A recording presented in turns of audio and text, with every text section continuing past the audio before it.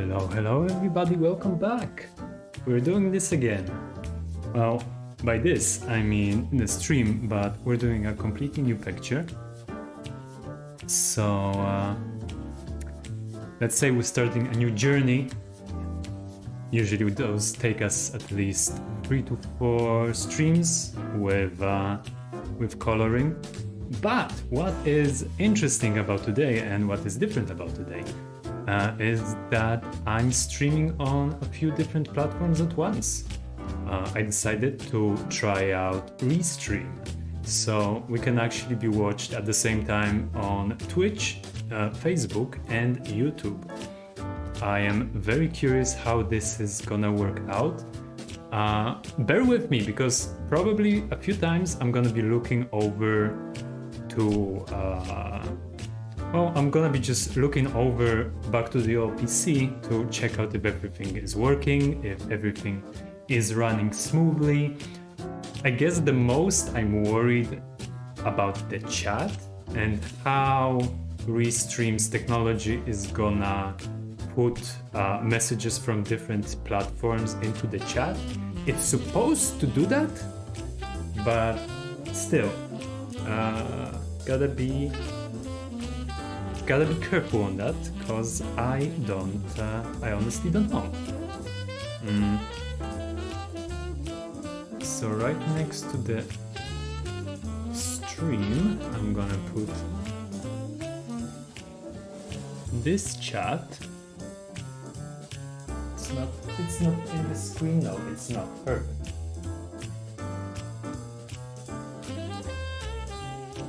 Okay, it looks like it's working.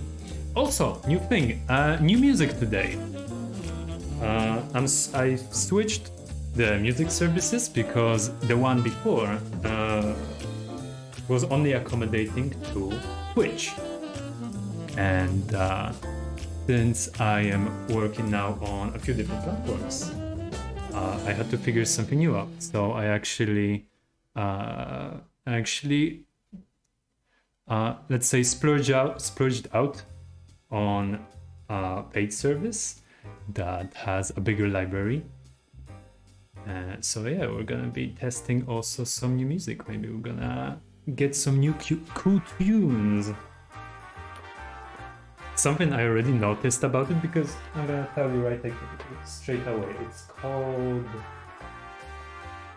It is called Epidemic Sound, and something I haven't seen before in any of those is that on some of the songs, or maybe on all of them, I'm not sure, you can actually on the fly switch if you want the full song, or just the bass line, or just the instrumental part, or just the vocals.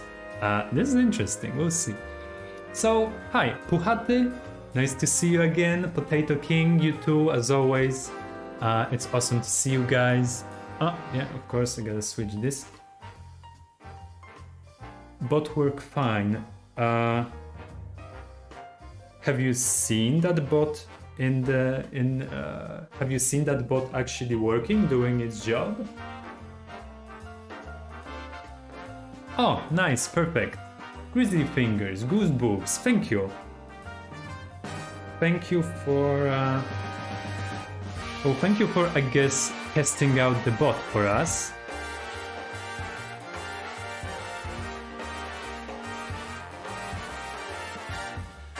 Yeah, I know it's supposed to post across streams, but you know, I also had to see it in action.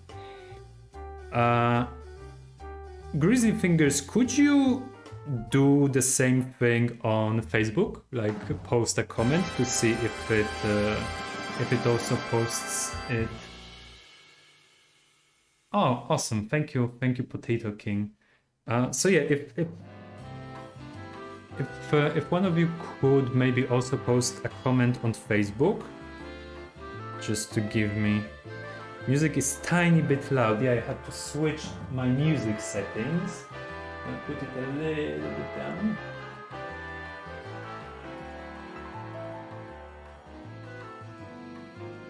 Okay, I'm gonna keep it at 5% for now.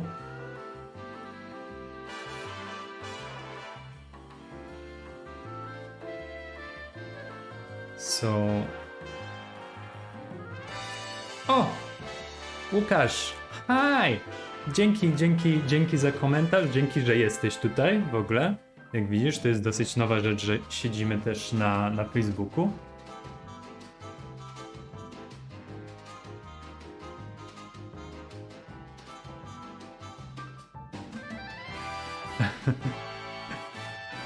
Oh no, actual names! Exactly. Awesome. That means I don't have to use this weird app, which is very, how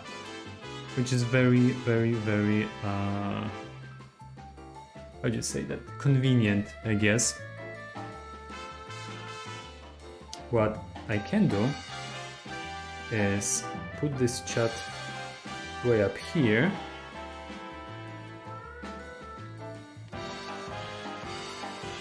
And not worry about anything. And we can get back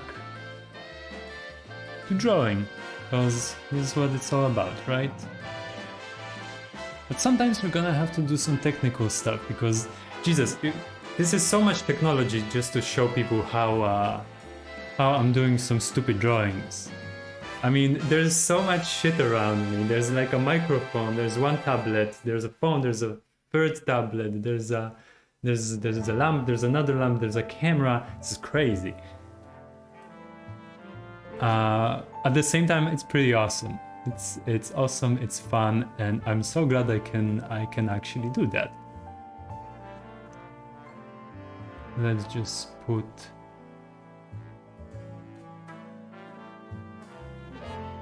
this so my phone won't go black in 2 minutes.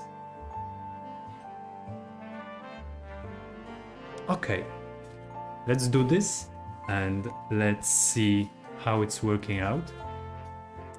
Because yeah, I hope this is I hope some people are actually gonna come and see this from like Facebook and YouTube. So all of these changes have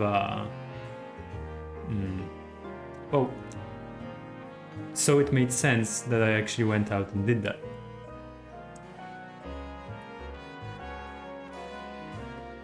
Ah, jeez, I was thirsty. So yeah, let's get to the picture. This is something new. I kind of repurposed an older sketch for this one. I was just going through some sketches. I found this one laying around somewhere. And usually if I have a sketch that I started out, I have at least a little bit of an idea for it. This one was literally just a sketch of a dude based on a model. And I don't know, I immediately got an idea for a composition, so this is how we ended up here. I finished it over the weekend. Łukasz, maybe you should do a photo of your setup someday, or maybe you did it already. Yeah, definitely, I'm gonna have to. I did put a few pictures of it on Instagram, but only in those Instagram stories, where you know, the ones that disappear after seeing it once.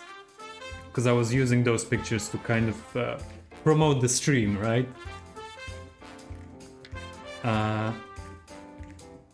Yeah.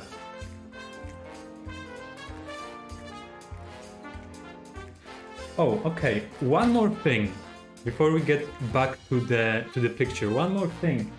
I want to see if people on Facebook are also getting all the other comments, because I am not sure about this. So let's quickly have a look for it.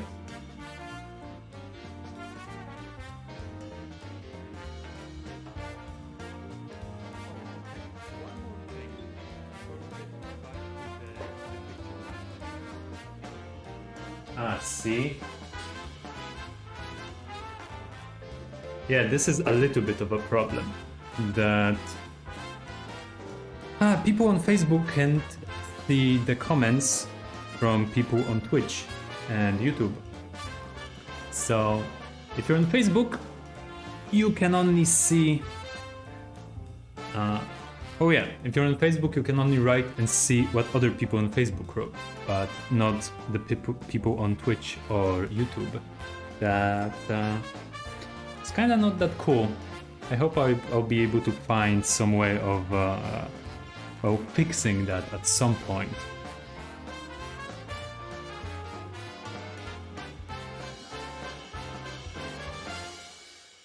And if not, I guess I'm just gonna have to, do that thing where you embed the entire chat into the actual stream. We'll see.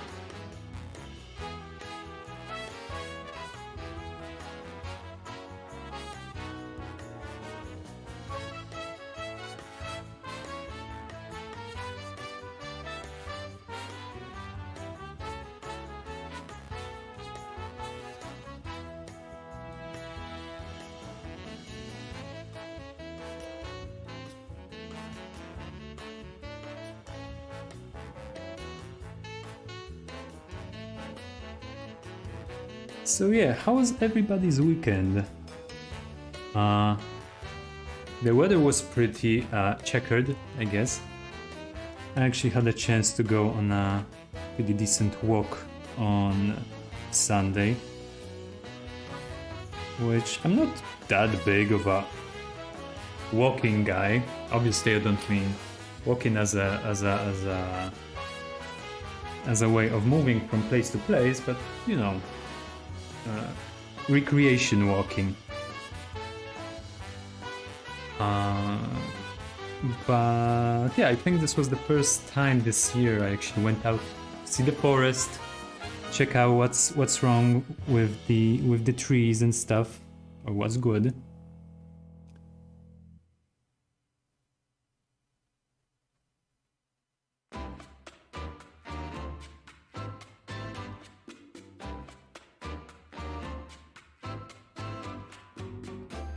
And sometimes you just gotta get out, kiss a tree, hug a bear.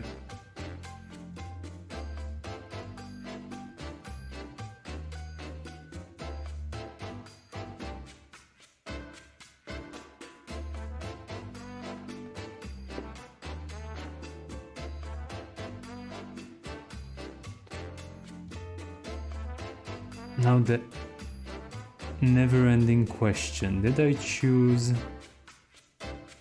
the right pen thickness for this guy?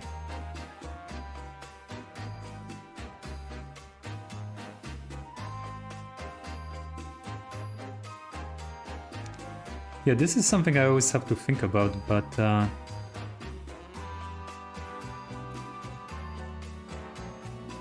I always have to really plan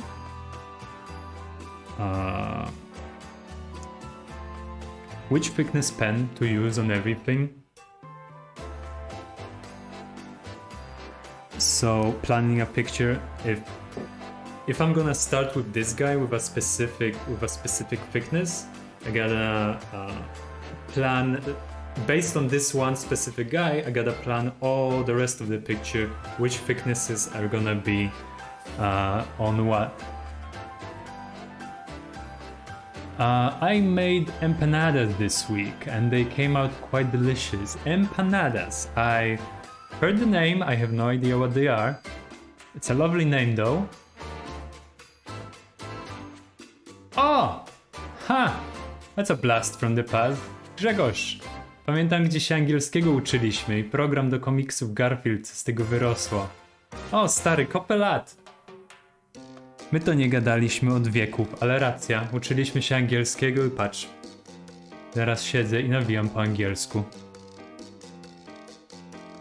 Czyli ta nauka gdzieś poszła.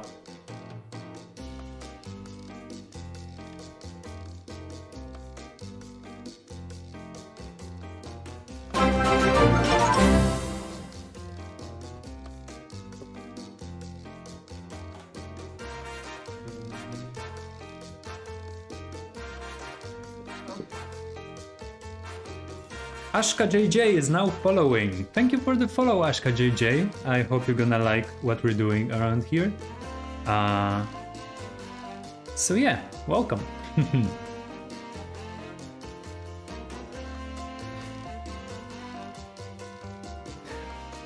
Oh, hello. Thank you. Thank you for complimenting my nice cactus. I put it especially for all the guests to enjoy.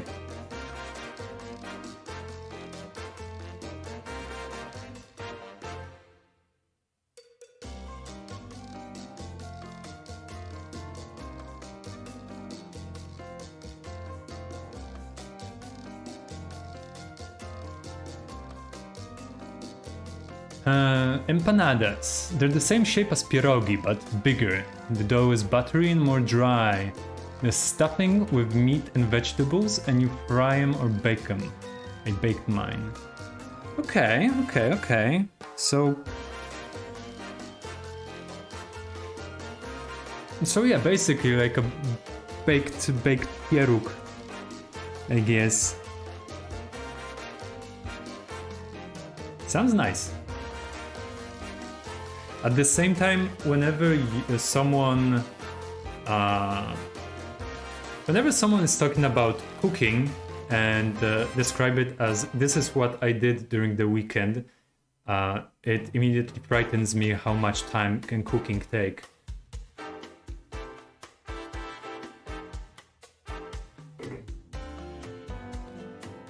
My personal philosophy is that if it takes more to make than to eat, it ain't worth it. But that's only for me, obviously.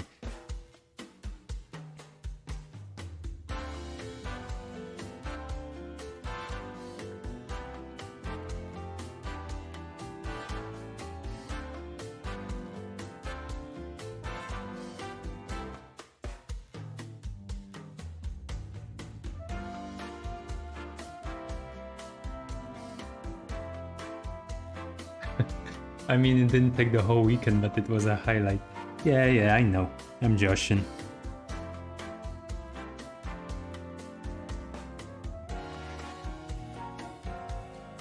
But at the same time, it could have taken the whole weekend.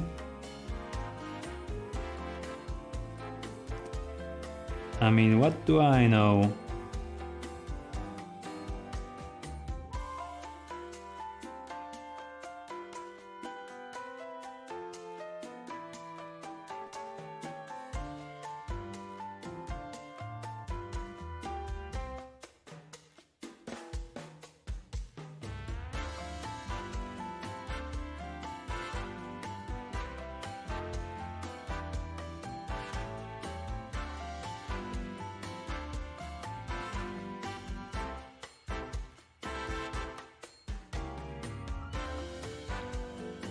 It took maybe 2 hours to make, and by the end of it I had 12 of them, each at least the size of my hand. I gave some to my parents.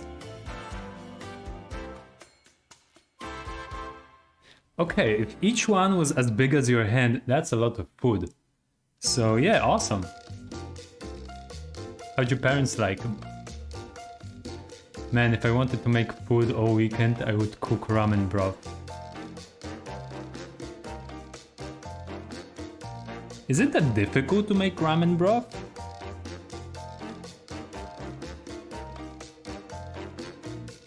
And does it take the whole weekend? Because I remember trying once to make ramen. I don't remember how exact of a recipe it was, but it was pretty dope. It came out nice and it was very easy. So I'm assuming if you're not saying that the ramen broth would take you a whole weekend, I might have been doing an easy mode recipe.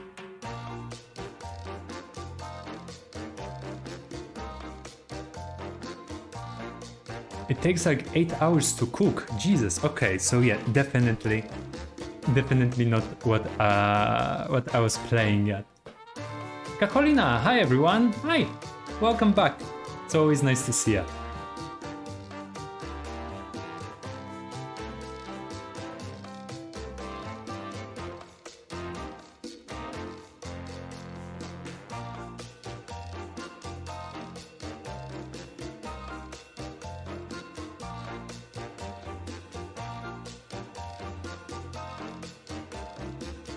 Kate live now in Poison City.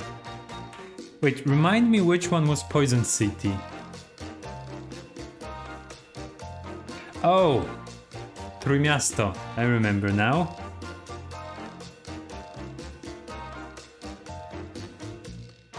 So does it mean you're now for stays in Poison City?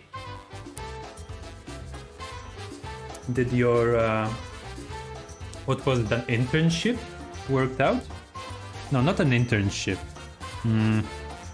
I forgot the word for it.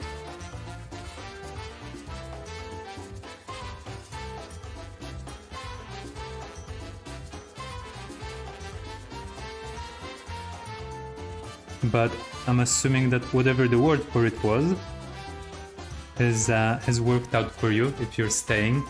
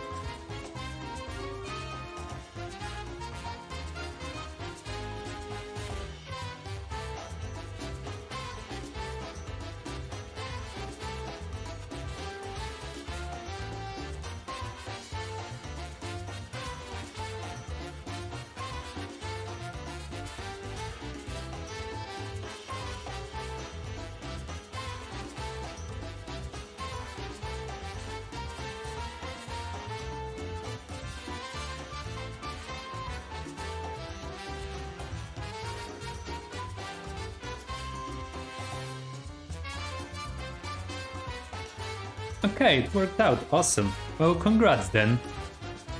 How are you liking your new place to live?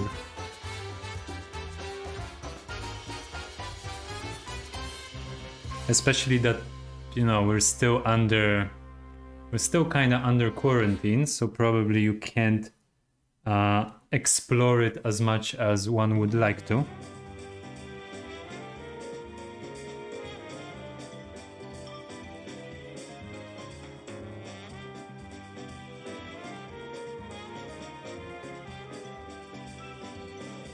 Yeah. See guys, this is our first mistake of the evening. Scoop in here. There's no white space in between, gotta fix it. She says her flat has no forks. I think it was some kind of Poseidon goblin who stole all the forks. Probably. You know, this is a big problem, this is a big plague around these parts. Poseidon goblins.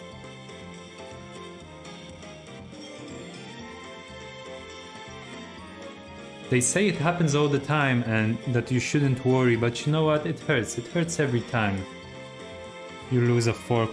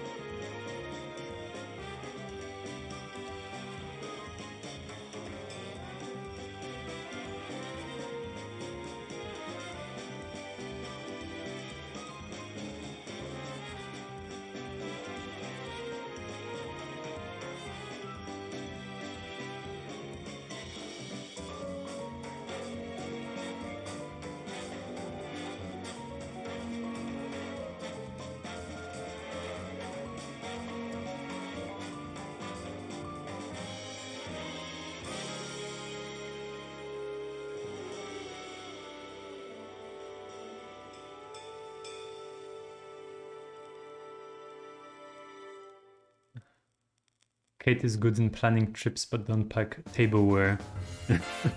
Well, it happens to the best of us, I guess. Not packing forks for your trips.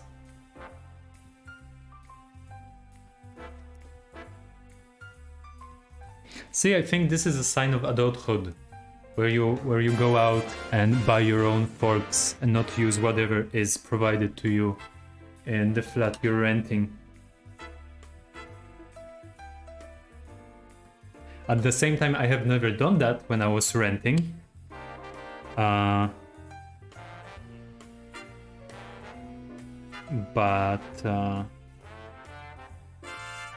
I bet it feels adult.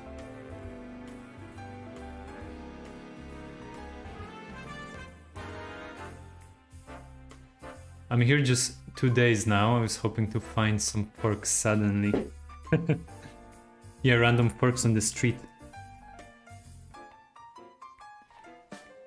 This should be like something like a sign of good luck, right? Like finding a penny on the street. Just finding a fork on the street should mean you're gonna have good luck. Especially that, you know, pennies have a good reason to be on the street, but a fork. Now, that is something you can put some paranormal reasons for it to be there.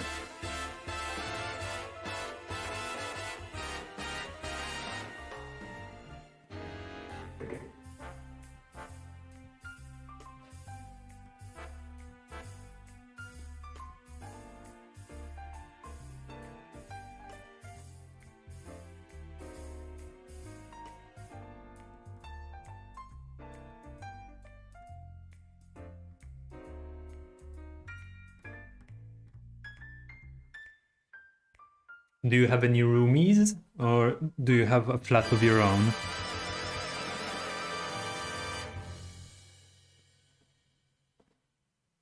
Cause I moved once, only once I moved for work.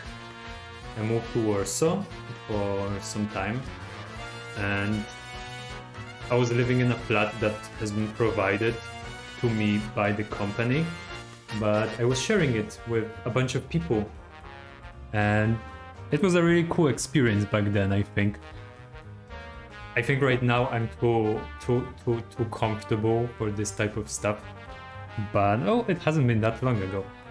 I just got used to being comfortable. But yeah, I remember that it was the flat only had 2 rooms, but there was about 5 of us, so it was pretty interesting.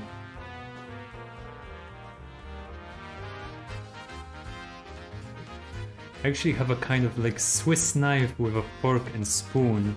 See, this is proper preparation for a trip.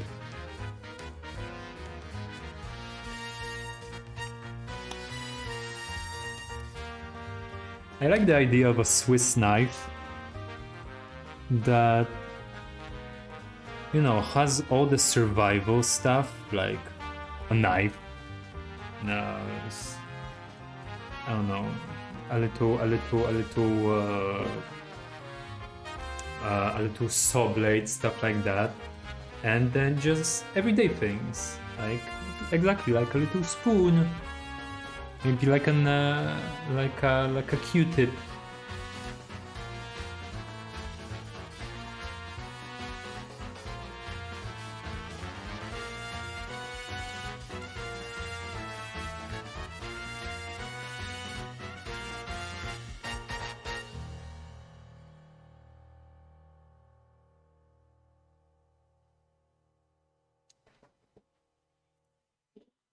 Ooh, I made his clavicles way too wide here.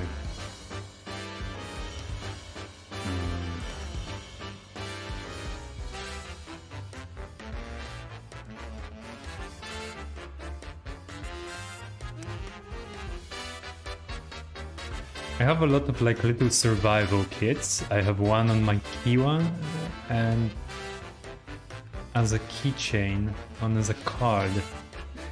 You're expecting to be needing them? always ready. I mean, that's very commendable. It's kind of like those people preparing for the end of the world. You're prepared just always for anything. That's pretty cool. I bet you're a good person to just kind of have around in any case.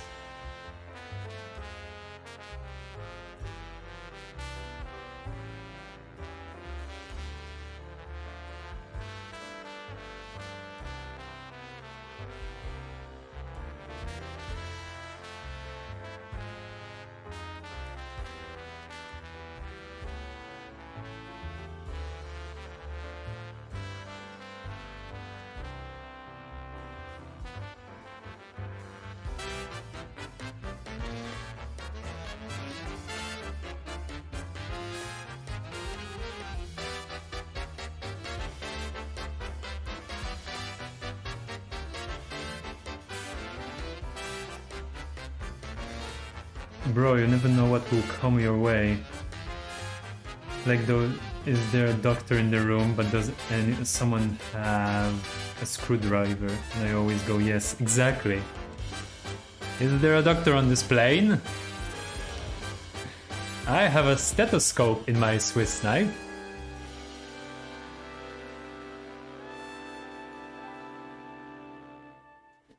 You remember this movie when cosmic tomatoes attacked the Earth? Oh yeah! Another thing you're probably prepared for. What was it called? Like killer tomatoes from space or something like this? I remember they also got their own cartoon.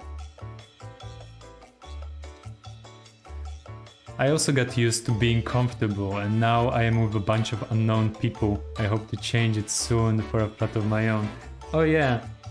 So you're in the same situation as me. Definitely interesting, right? Are the people at least cool? Or probably you didn't have a chance to really know them well after 2 days.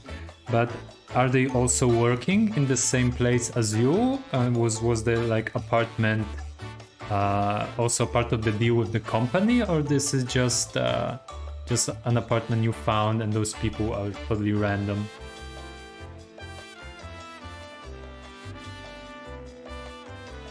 I have a stethoscope in my house, but don't take it around town.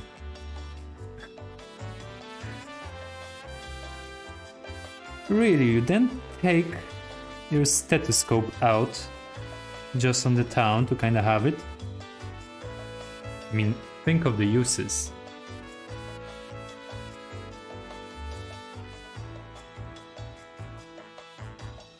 Are you a doctor? Why do you have a stethoscope? Is someone in your house a doctor? Or are you guys just spying on your neighbors? There's a movie called Killer Clowns from Space. Ah yeah, maybe I am confusing the tomato guys with this. Cause Killer Clowns, it's difficult for me to say for some reason. Killer Clowns, Killer Clowns, Killer Clowns. But yeah, I remember I watched the Killer Clowns. I don't think I saw the entire thing, because I had it like on my computer just to watch it, and I was just checking out a bunch of scenes but never really got myself to watch it. Because you know, you sometimes get a ridiculous movie just to watch it because it's a ridiculous movie, but then you actually have a free evening to watch a movie and you're like, well, I can either watch a ridiculous movie or maybe I can watch a good movie. So I never watched the entirety of it, but I remember the costumes of the clowns were perfect, just spot on.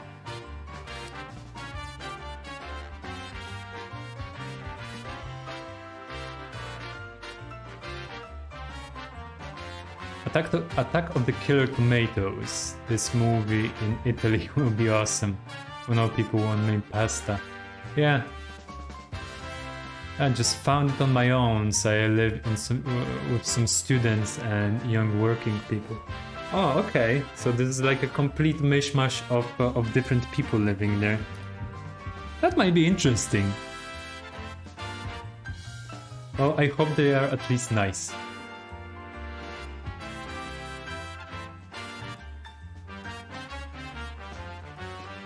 I live in a flat that used to belong to my grandma. She passed some time ago, so now I'm just finding all kind of weird stuff, like a stethoscope. Oh, that is awesome! This is exactly the situation I'm in. For example, something that I found here, and to be more clear, I found it in the basement around here that I recently have taken out. And I'm using it right now to kind of prop my camera stand right now. It's like an old shoemaker iron kind of a thing. I don't know, I want to incorporate it somewhere around here in the decor, but I don't have an idea where yet. So now it just kind of is laying around. I'm using it just as a piece of iron that's heavy, but yeah, that's very cool. You can find cool stuff like this, or like a stethoscope. To be honest, I think a stethoscope is even cooler than the shoemaker thing, because this is just a big piece of a thing.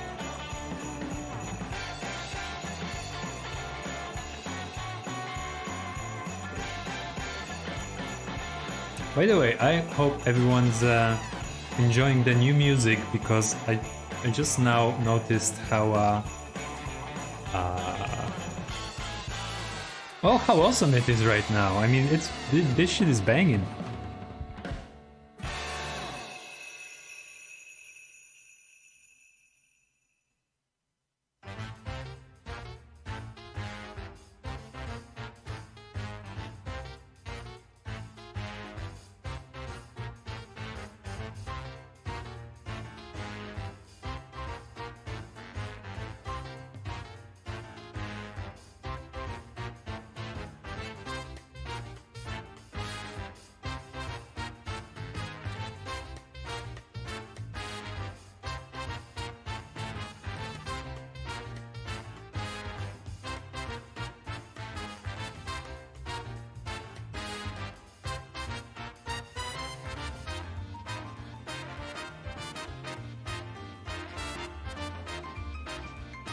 Christmas again.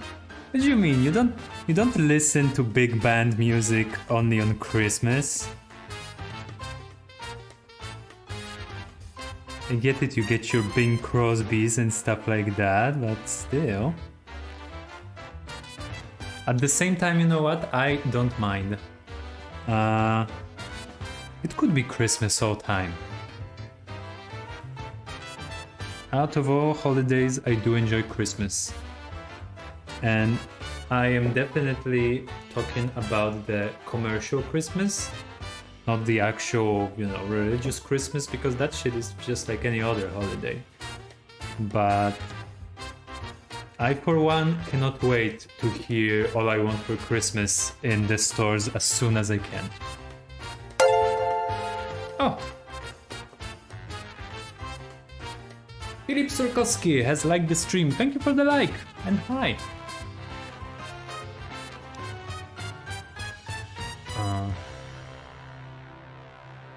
It's cool, though for me nothing managed to beat the chiptunes, but I'm biased. Well, we're testing out. We'll see. What else we have.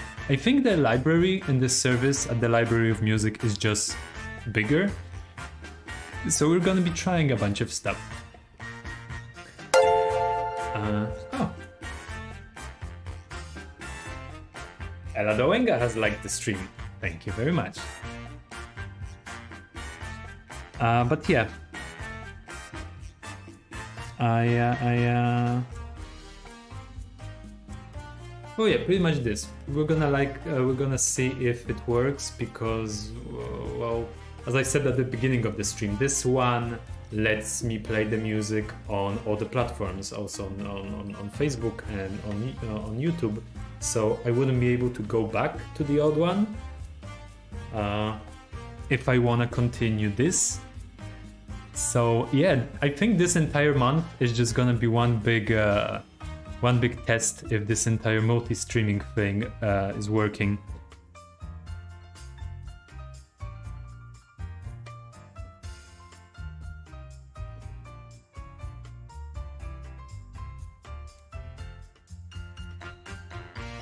I listen to covers on Flopotron and Tesla coils.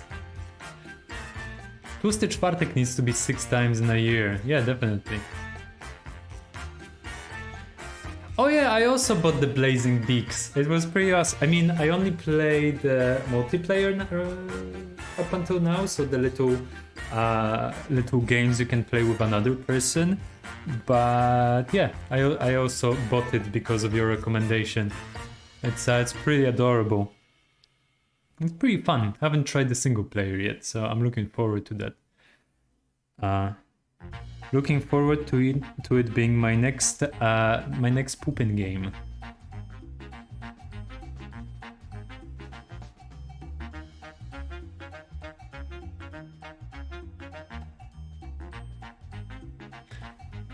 More Polish people. Yep. Well, yeah, the thing is that most people on the streams are Polish, but occasionally we get people from other places. So that's why I'm going on in English, so everyone's included.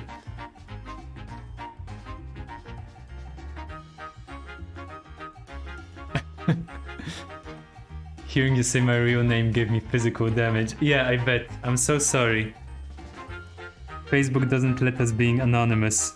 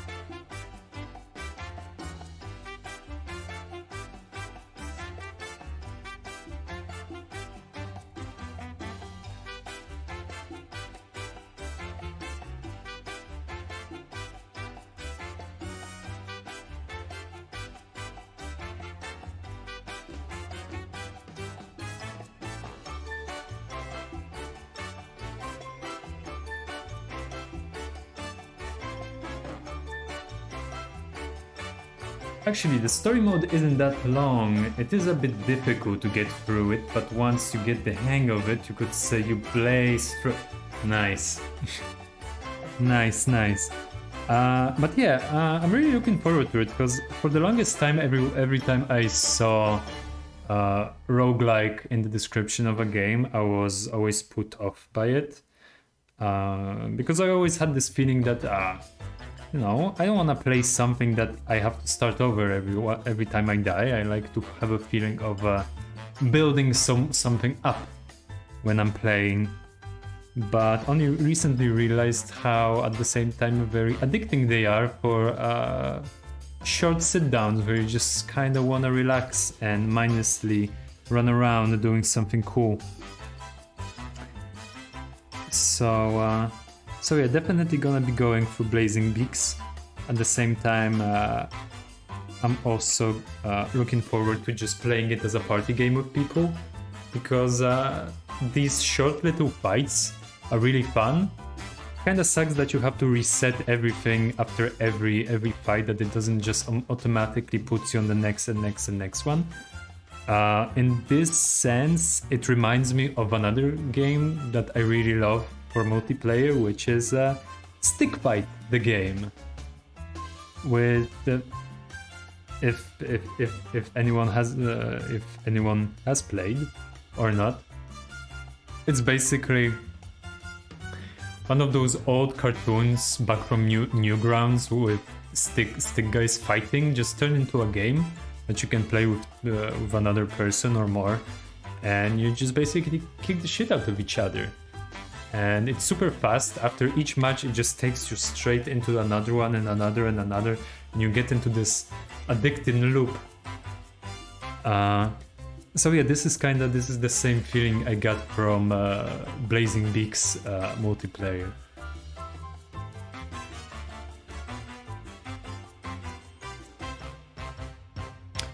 Hades is the first roguelike I really adore. The style of video effects, sounds are real good. Yeah, I heard so much good stuff about Hades. Definitely gonna wanna try to jump onto that, because it looks awesome, right? It looks awesome. I have not seen one bad word about it. So yeah, definitely gonna be trying that one out too. But probably after it goes on some sort of a sale, because as I said, I only started getting into roguelikes. I'm not yet in the mind space to throw serious money on them.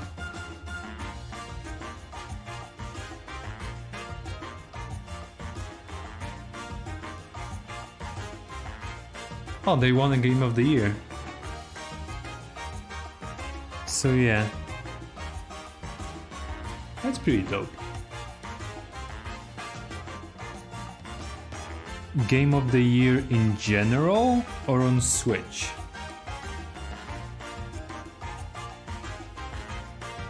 Because I only saw reviews of it in relation to the Switch. At the same time, I don't know if it is on all the other platforms. Probably would be. I don't see why not, especially with its popularity. For some reason in my head it was only on Switch. I don't know. Let me know if I'm completely wrong or what's up with that.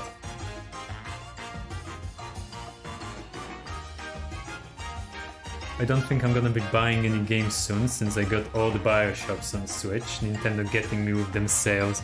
Oh Jesus, yeah, right? I honestly thought that after the first time I started using Steam, after like a long break from gaming, I didn't think I'm ever gonna go on such a binge of buying games ever. Because back then it was for me, oh Jesus, there's so many games, there's so many sales. Every sale is buying so much shit that up until today I still haven't played.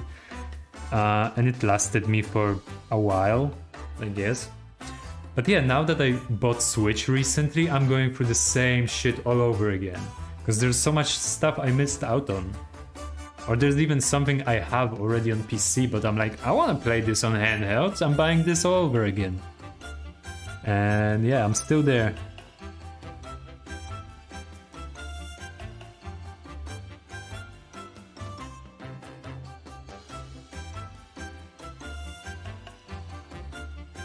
Hades is on Switch and on Steam. I have done Switch. Yeah, I guess Now that I think of it, it wouldn't make any sense for it to only be on Switch.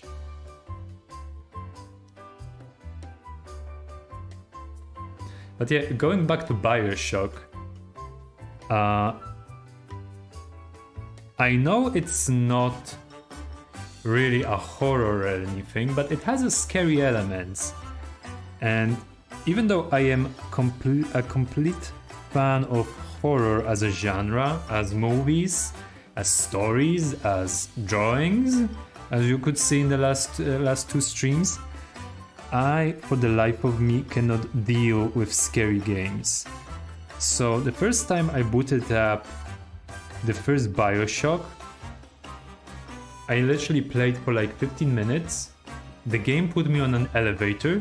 When I exited, the lights go out, and I saw a character with a scary character with long claws, being all creepy like.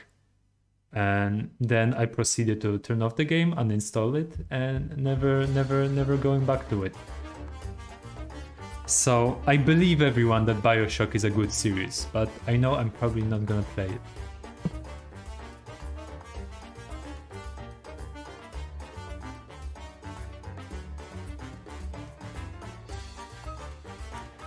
Yeah, they put up Star Wars Republic Commandos on Switch, and I have it on PC. I can play it on PC, but now I'm thinking maybe I should get it. Yeah, I had the same exact thing with a bunch of games. And since I only have Switch Lite, because I was always a fan of the handhelds from Nintendo. I was always thinking that most games that I love, I would love twice as much if I could play them on a handheld. So I got the Lite because I was sure that I'm only gonna play it on the handheld. And I bought a bunch of games like originally PC games that have been ported to the Switch. For example, I got Skyrim, I got My Time at Porsche. These are all things that I put many hours on the PC, but I was just thinking, oh, I'm gonna love the shit out of it again on the Switch. And what it turns out, some developers, when porting to Switch, don't really pay as much attention to the handheld mode and just kind of port the exact same thing they had on PC to the Switch. So some of those games are just unplayable for me because the letters are just too small, which really sucks. Because for example, the My Time at Porsche that I just mentioned, which I love the shit out of it on the PC. I played it a lot. I wanted to play it again on the Switch, and after an hour of playing, my eyes were hurting so bad that my head started hurting, and I had to stop playing it, which really sucked. I had the same situation with playing Warframe on Switch. Well, you know, a big chunk of the game is just running around and shooting, so that was okay. But going through any of the menus and stuff like that was killing me. Oh, Marcin Minor has liked the stream. Dzięki wielkie, fajnie, że jesteś. Dzięki za odwiedziny i za lajka.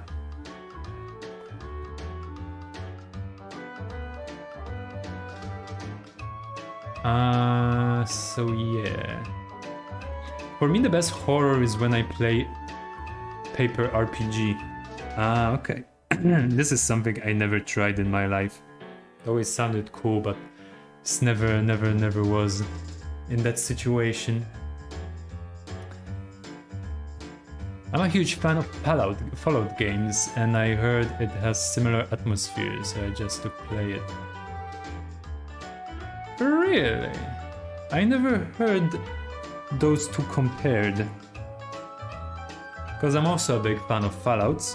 I think it was one of the first games that I've been like a proper fan, like I was actually giddy about. Especially the second one.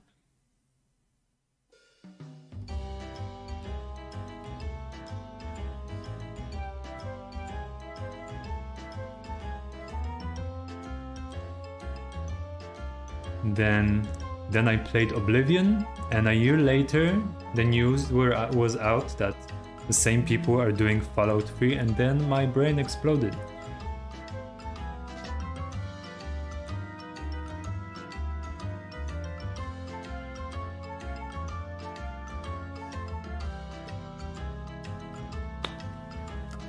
Okay guys, let's try different music. Let's put this new thing to work. Let it show us what it has.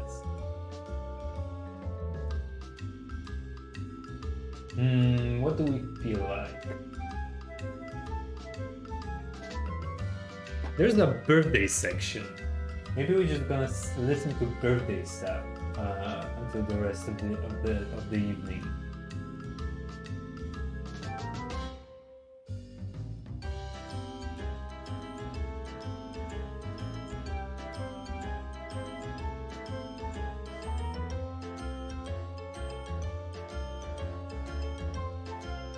There's something called Oompa.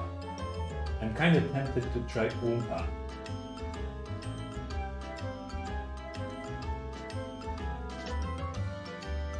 I think we're trying Oompa. Oh, yes, sir.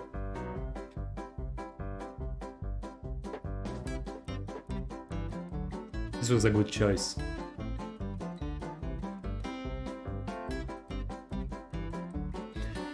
At least in the first Bioshock, when you got to Rapture, it's in decay. So like the world after it's been destroyed, and there is a lot of criticism of capitalism and similar time period aesthetics. Oh yeah, I guess this is a big similarity.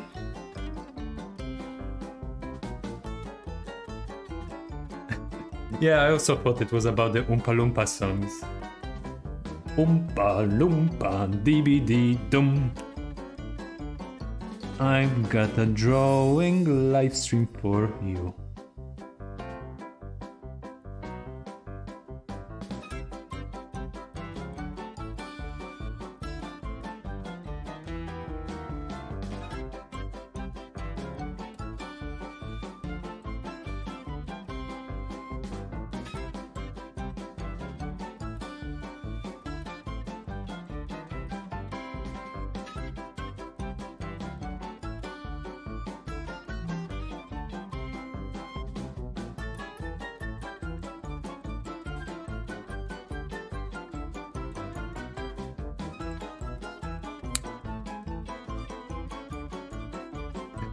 If you are wise, you'll watch the stream.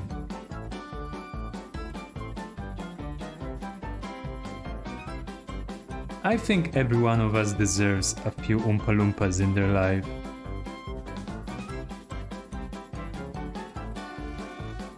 I think life could be a little bit more colorful if more important situations and life decisions would be highlighted by just randomly appearing Oompa Loompas.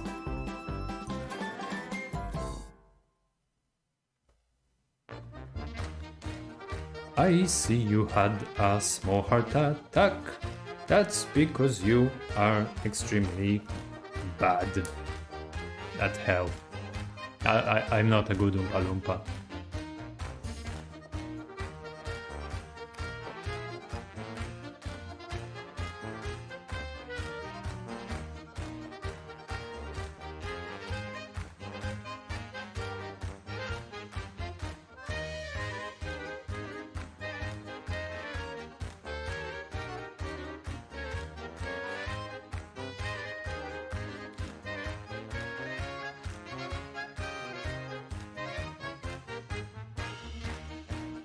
Be the Oompa Loompa in other people's life.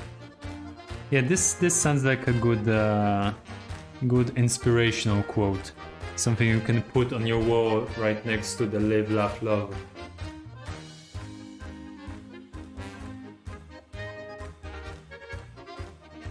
I'm scared of those small guys, also clowns. Yeah, I bet. Oh, they are kinda like a version of a clown. Or not.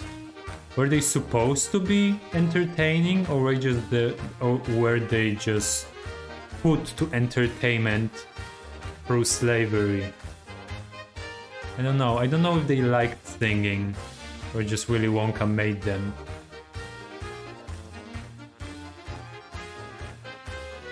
Is it morally okay to enjoy an Oompa Loompa? I don't know. I'm not sure.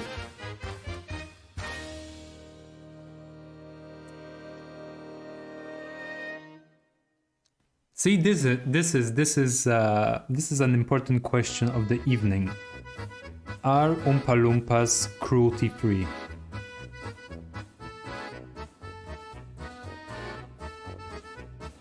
Can I get my Willy Wonka with free range Oompa Loompas?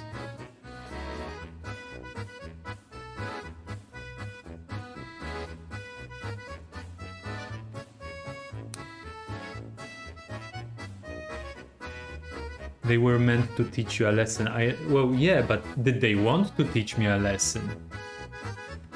Because I remember in the beginning, it was Willy Wonka just kinda getting them from somewhere in the bush. And I just don't remember if they wanted to be taken out from the bush.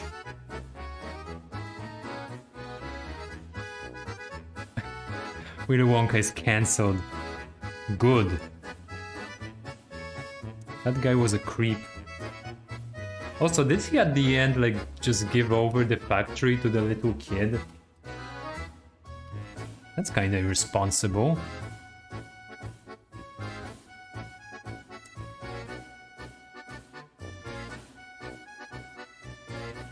Also probably some sort of a scam. I don't know how kid's grandpa could allow that. I mean, he's supposed to be the adult. It's like, no, Charlie. Take the nice man's company.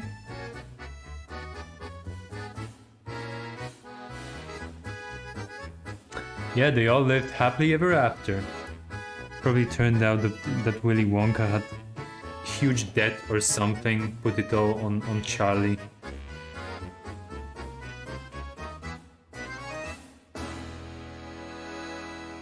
They had to go back to sleeping the entire family in that one bed. Okay, maybe even a Deadpool company wouldn't put Charlie in a worse position that he was in before. So why not? Let him have it.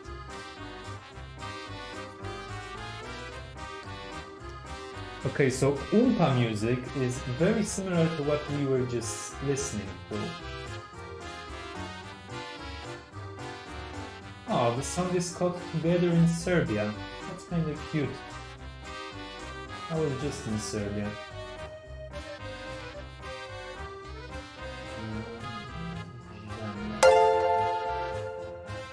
Uh-huh. Jakub Kwidziński has liked the stream.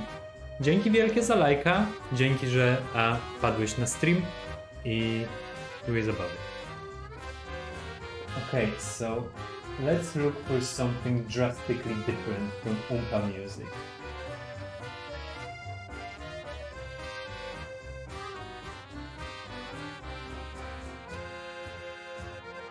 Maybe electronic, something electronic.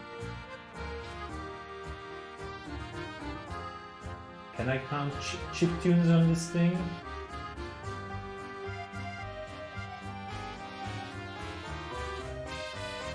What the hell are drones? That's not a music type, this is a thing.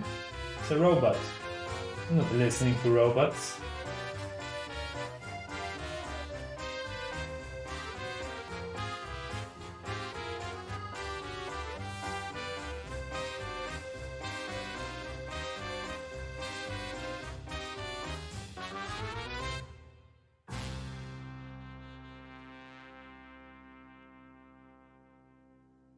There's funeral music. We can be listening to funeral music. Ah, the possibilities we have, people.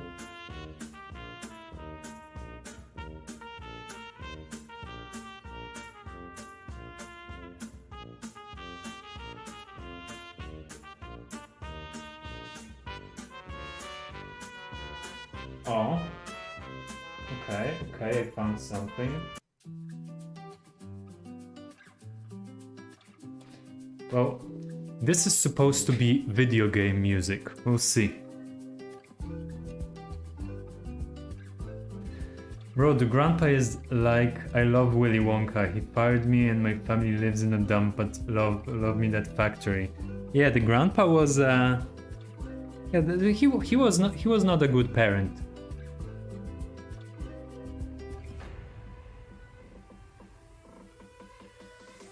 I haven't watched Willy Wonka, but this music reminds me of those two German guys, one whistling, the other one playing on keyboard in Oktoberfest costumes.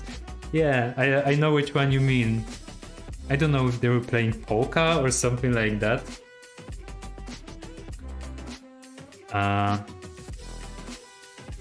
But I think that's a very fair comparison. Oh, speaking of, let's see. How are we doing on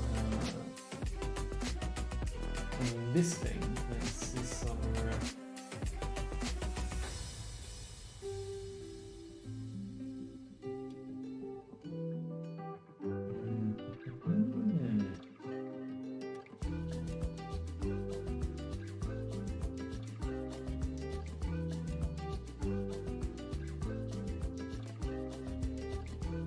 Oh, I guess. Okay, back to drawing.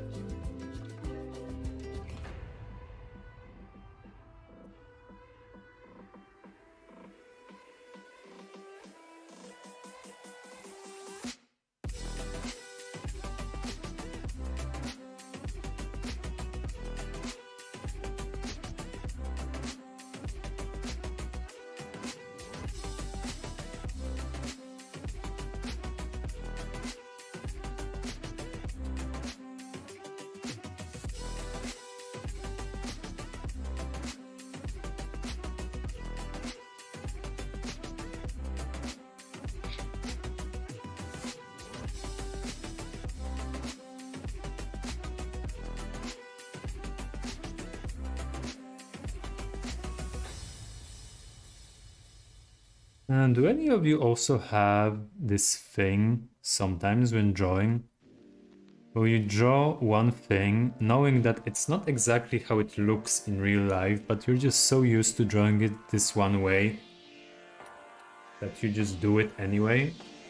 Because I have it with belt buckles.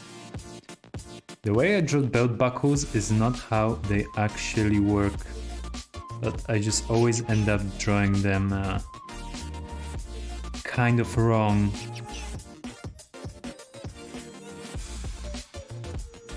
And every time I think about it, because I'm right in the act of doing it, but I never really feel like changing it. It's weird.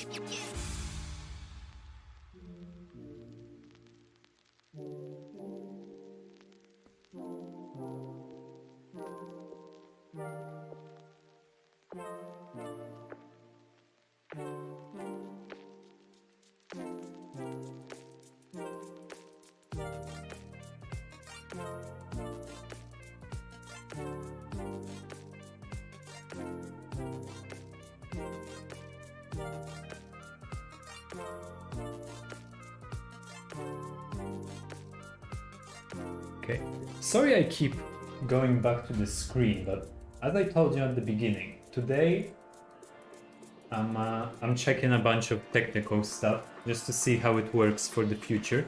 So bear with me. It's for the best. It's for the greater good.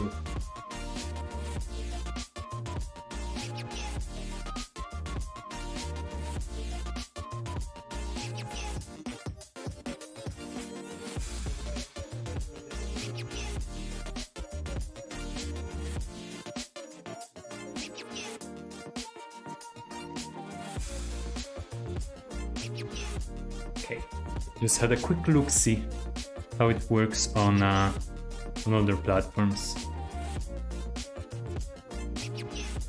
I think I do that with Shoelaces. If I feel patient and I'm doing some super cool detailed shoes, I'll make sure they are drawn right. But usually I'll just do some pattern that doesn't make sense. Yeah, I can see how that would work.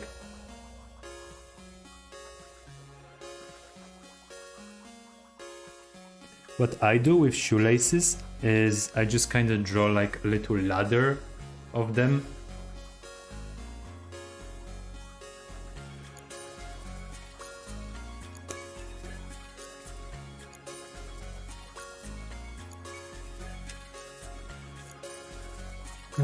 Okay, what can be here? Because this is supposed to be like a screen with maybe an advertisement, and only like its lower bottom. I'm gonna leave it for later.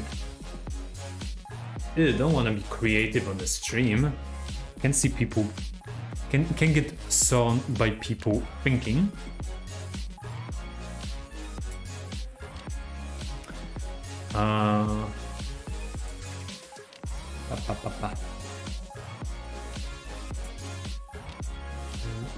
Okay, this lady now. Or not.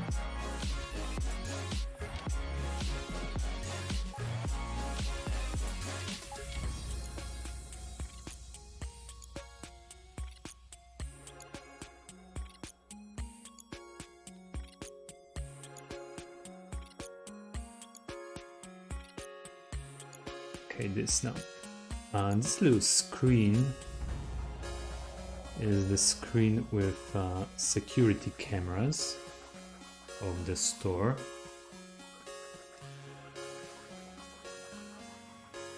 So what I'm doing here is basically I'm just gonna draw the scene we are in right now, just from a few different perspectives to show like the security camera footage. I'm not really gonna go into much detail about it, but as much as I can in those tiny squares. People might get interested, we can't have that. Yeah, exactly. I mean, yeah, entertainment? What am I streaming for people to watch it? Preposterous thought.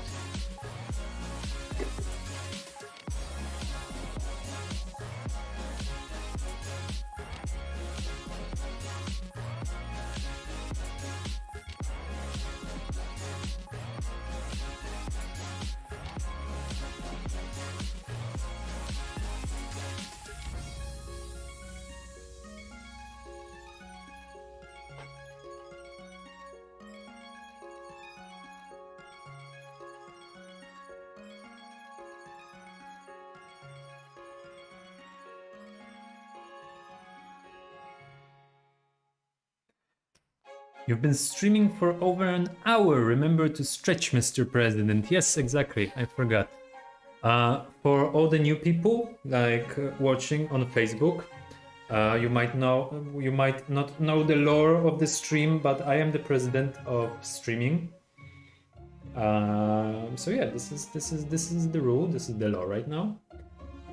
And another thing we're doing is trying to remember that I gotta stretch, because if I don't, probably it's unhealthy. Gotta stream from time to stretch from time to time.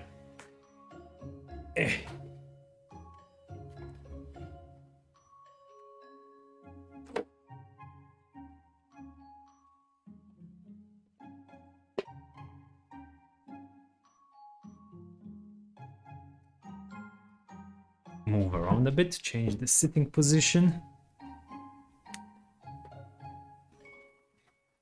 I'm not using the kneeling chair for streams anymore because it's on a different level than the chair, so it messes up my camera positioning. So unfortunately, I don't think there's gonna be any more chair switches mid-stream. I know it has been a tradition, but times are changing.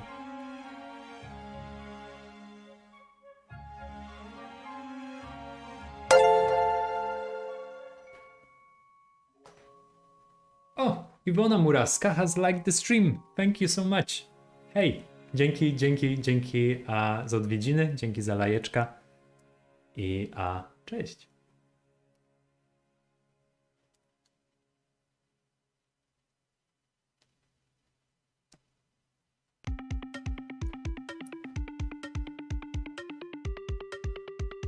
Yeah, now that I think about it, probably no one is expecting my thing to show me that they're liking the stream on Facebook. So probably everyone's freaking out. Why did it show up? He's not supposed to know that until later.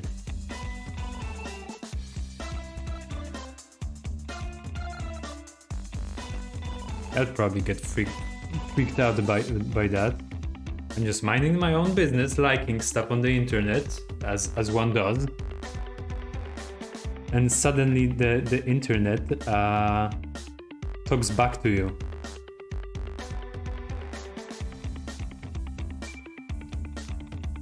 I remember the first time I followed someone on Twitch, I got so freaked out that immediately after that they're like, oh, Igor Polski has started following. What's up, dude? And I'm like, what? No, I'm in my house. I'm not talking to anyone. What is this? So yeah, I might chill out with reading everyone's full names. Maybe just the first one.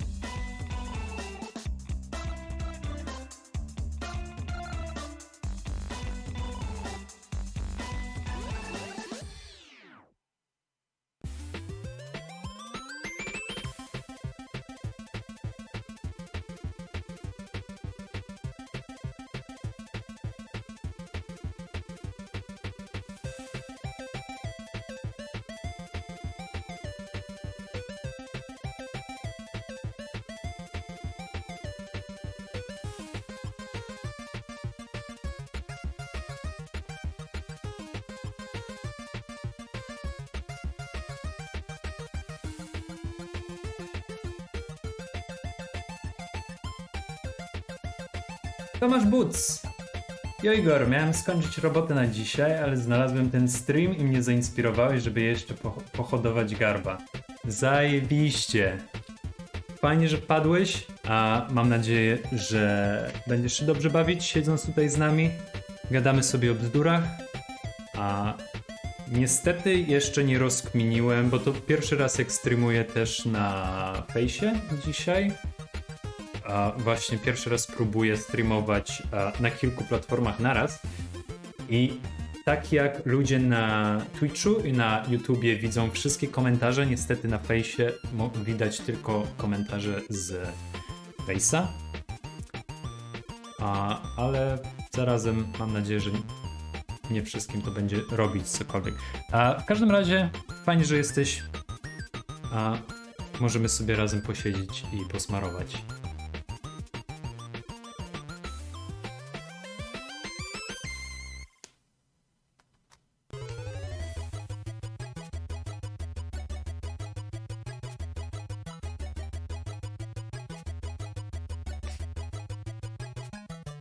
See everyone, my plan is working out of doing the stream and gathering other drawing people around to sit around and draw.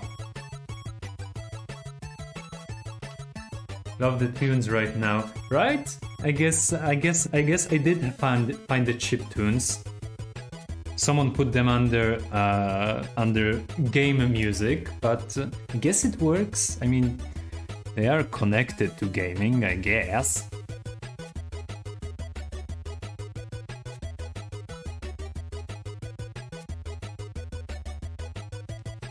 Also, something I really like about this this new music place I'm using here is that I can sort them not only by the genre, but also by feelings that the music is supposed to convey. So, you know, I go into video game music, but I can also select happy, which is something I definitely needed. Because what good is it if I find the type of music I like, but I'm just gonna keep hitting the somber ones, and I just want to have a nice cool time.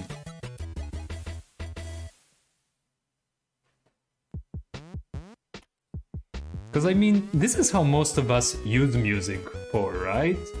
It's for kind of forcing feelings upon ourselves. Usually when I start playing music is because I'm trying to feel a certain way, or I'm trying to amplify how I'm feeling right now. So I'm listening to something that is similar in feel to what I'm feeling. So very often certain music by type is not really relevant, because yeah, awesome that I can get pop, but you know what, there's pop for heartache and there's pop for feeling the heartache pop. There's pop for heartache and there's pop for feeling awesome. So that's not accurate.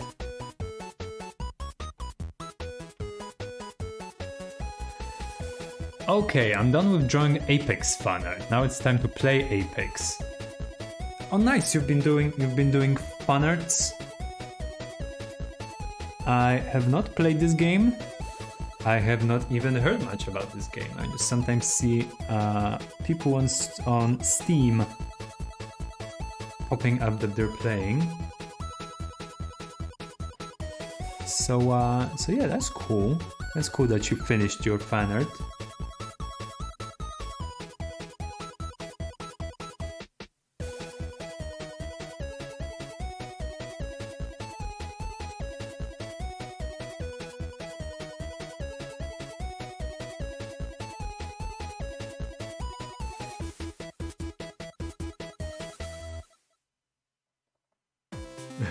Oh no, it's too silly.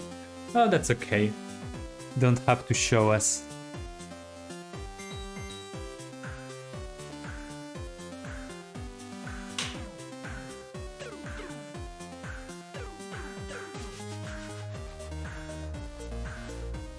I mean, not that we have ever had a problem with silly, but you know, it's all up to you. I mean, I'm gonna be always happy to show anyone's artwork around here, but nothing forced. Doesn't work this way.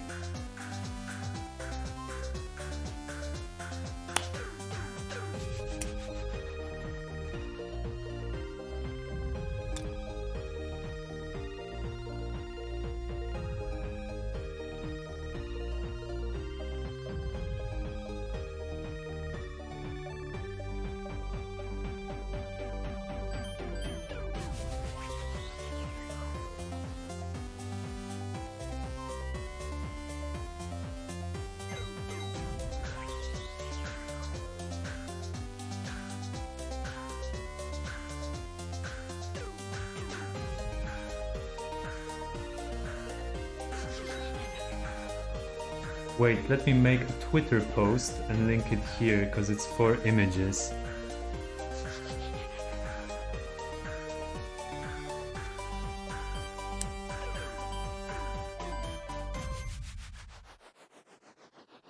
Oh wait, will I be able to show it on the thing?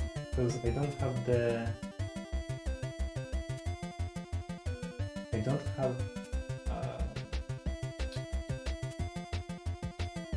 Yeah, I don't have the stream prepared with just a screen capture.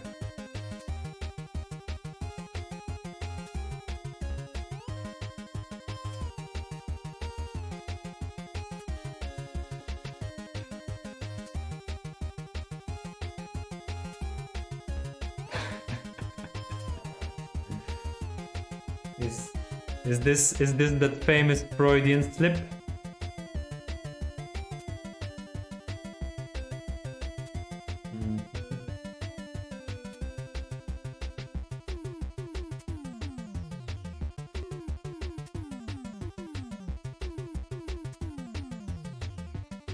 Whoa! Okay. This is kind of ridiculous. Oh no, I haven't seen... I have not seen... someone liked something and I have not seen it. Wait, bear with me. There we go. This is crazy.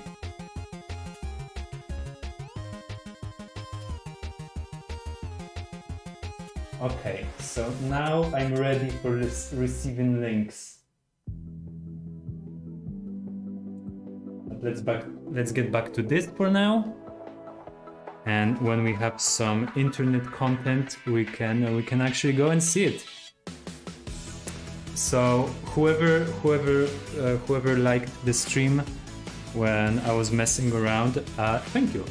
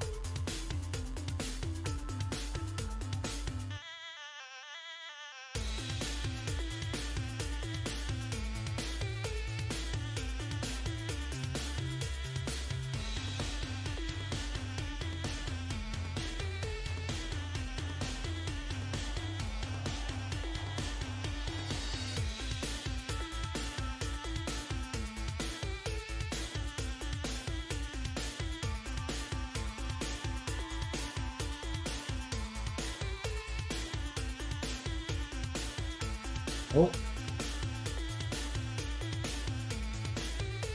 Everyone, hold on to your butts. We have a link.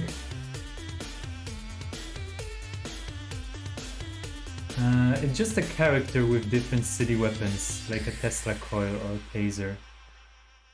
Okay, let's switch to this. And now we click on this. Oh, that's cute. I don't know nothing about the game, but I'm missing another like. But thank you, whoever is just liking right now.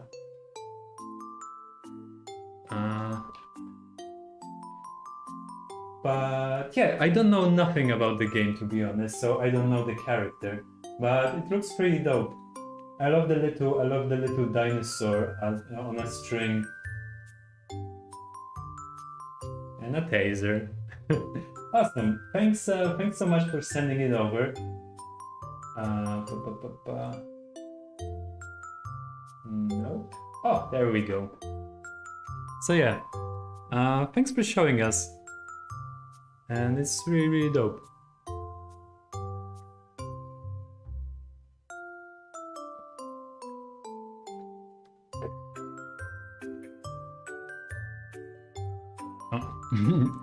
Thanks Puchaty for keeping a log of who's in and out.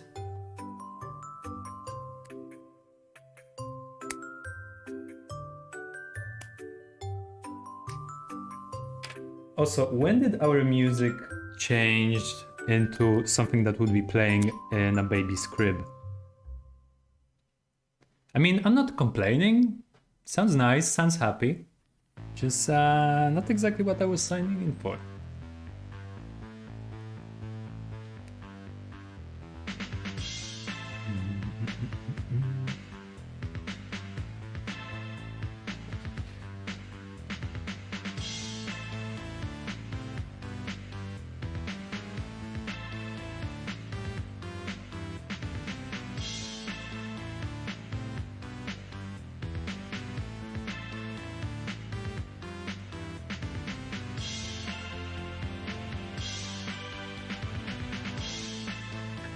It's thanks to your stream that I get more drawings done.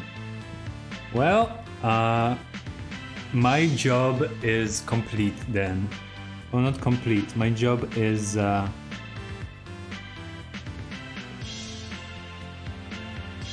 guess that's the word, yeah. I guess my job is done, but it's not exactly what I mean.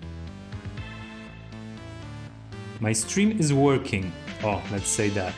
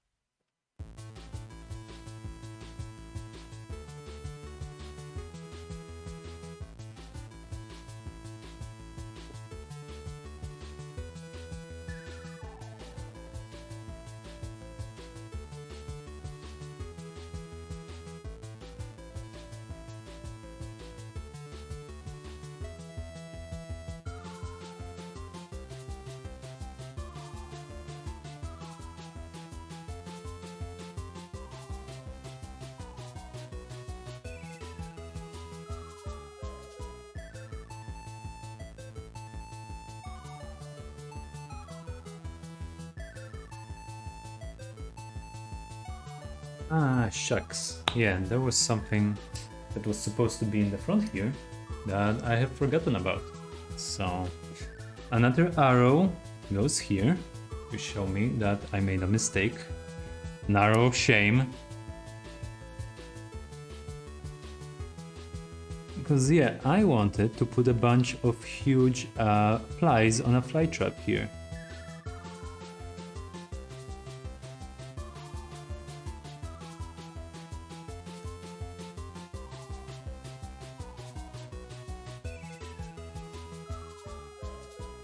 So I'm gonna have to fix a bunch of it later.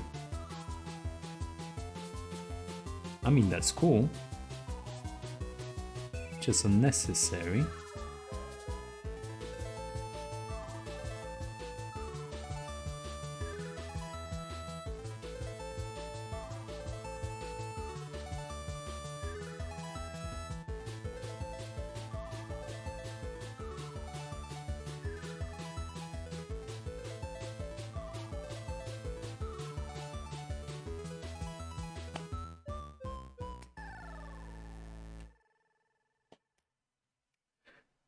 Is this like a body part meat store? Well, I was more thinking just a general convenience store.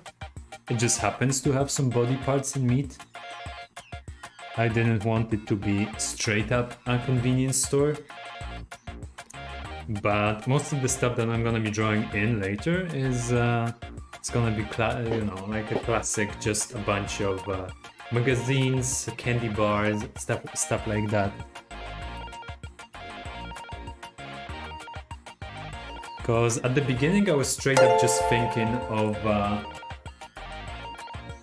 oh, Pavel, thank you for the like. I'm glad well, I hope you're enjoying what we're doing here. So yeah, because I straight up started out with just a local convenience store that I had in mind. I wanted this feeling of this very tiny, stuffy store that you sometimes get in around like train stations and stuff, that it's literally just a hole in the wall that only one person, two at most, can fit in, that has everything you might need, but it's very, very tiny, like magazines, bus tickets, everything. So I kind of wanted this feeling here. So I started with a normal store, then added a bunch of like body parts and meat just to make it, a little bit unusual, not just to make a straight up normal store.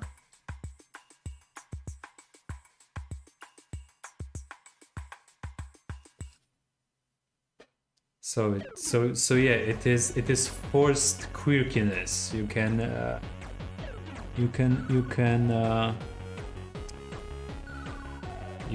can say I'm faking my quirkiness, making it on purpose. I'm not really original.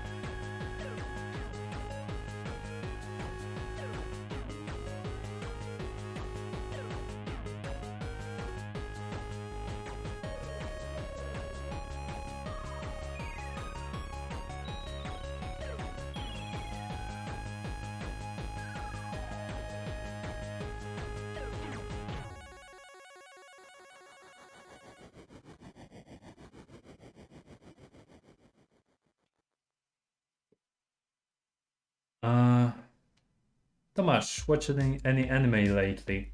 Did I watch anything new?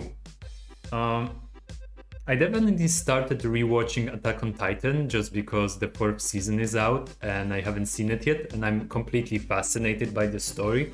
I'm trying to avoid any spoilers on the internet as much as I can, but last year I watched it up to season 3 and by now forgot most of the important parts, so I'm slowly rewatching that. I watched from the beginning, like in the last few months, since the beginning of the year, I watched the entire My Hero Academia, and was kind of pissed off at it the entire time because I didn't really like it. It mostly felt like it's a show about nothing, but because of its format, because of it's being this classical power fantasy that is just like candy for your brain, I kept on watching it all the way until the end. So yeah, I'm caught up in that, even though I'm not super happy about it. I recently also watched Demon Hunter. Is that the name? Demon Hunter, Demon Slayer? That kind of a new anime, I guess. I guess it's still relatively new. I watched it because its movie hit like top Japan box office last year, so I was like, oh shit, maybe I should check this one out. It was fun. It's a shonen. I love these. They are kind of simple, but this one was fun because it was pretty fast paced for these. So yeah, I guess this is my current anime status. So how about you? You seen anything cool lately? Some of you have any recommendations?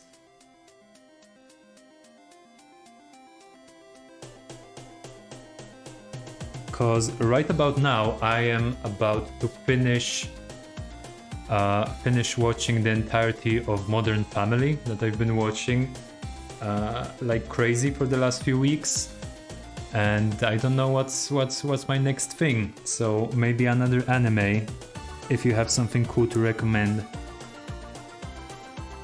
But it has to be something that was already dubbed in English because I only watch while drawing.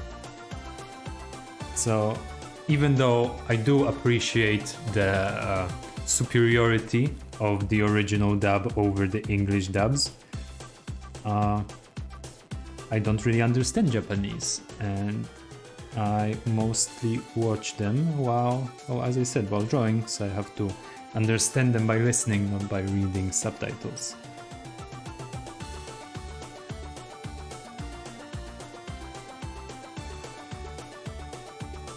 Unless it's something that I really, really like. To actually make separate time for watching.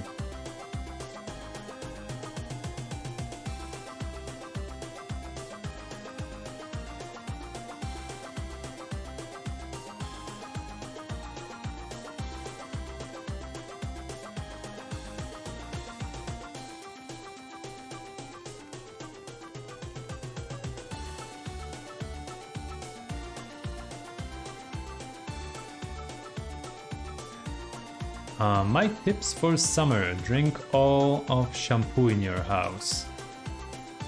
I guess. Not really sure what I'm gonna achieve by it, but I guess it is a tip. Although it does smell like something that would taste nice. I think this is something that cosmetic companies do on purpose. Make all the cosmetics smell like food to make you eat it. Don't know what they have to gain by it, but it does sound like it.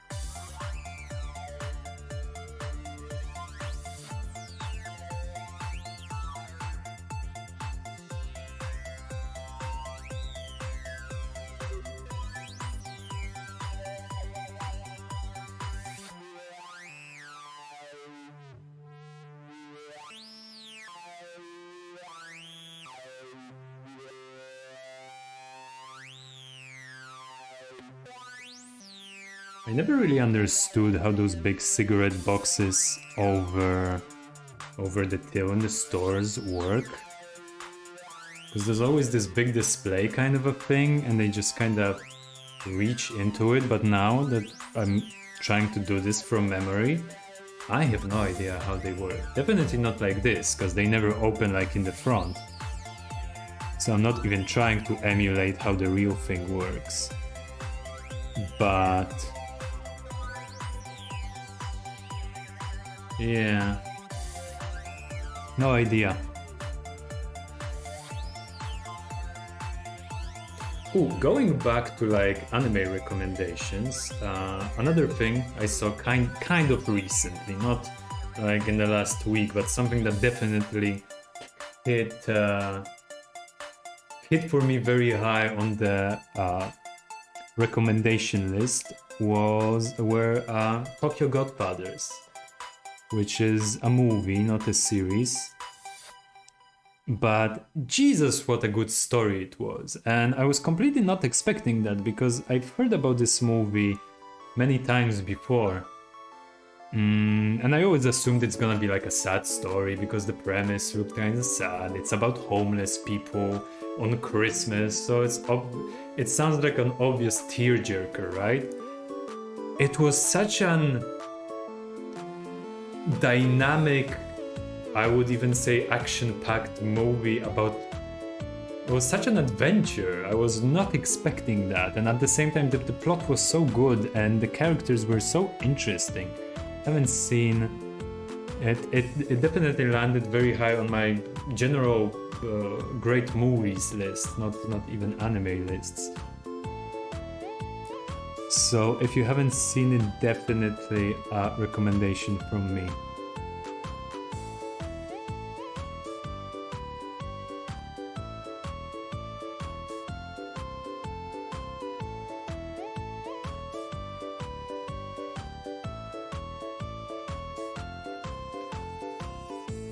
It's a classic. Yeah, I heard it's a classic, but I've never really heard of it. Well, not heard of it, never really seen it before, because it obviously shows up on all those, you know, top anime movies lists.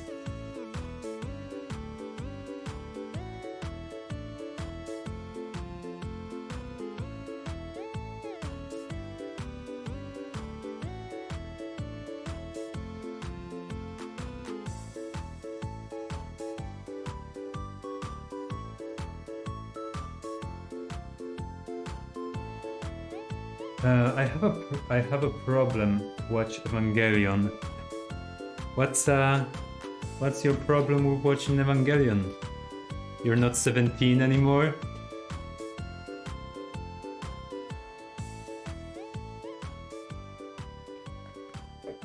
I mean, I love this show, but I feel I would be too annoyed with it if I try to watch it now for the first time in my life.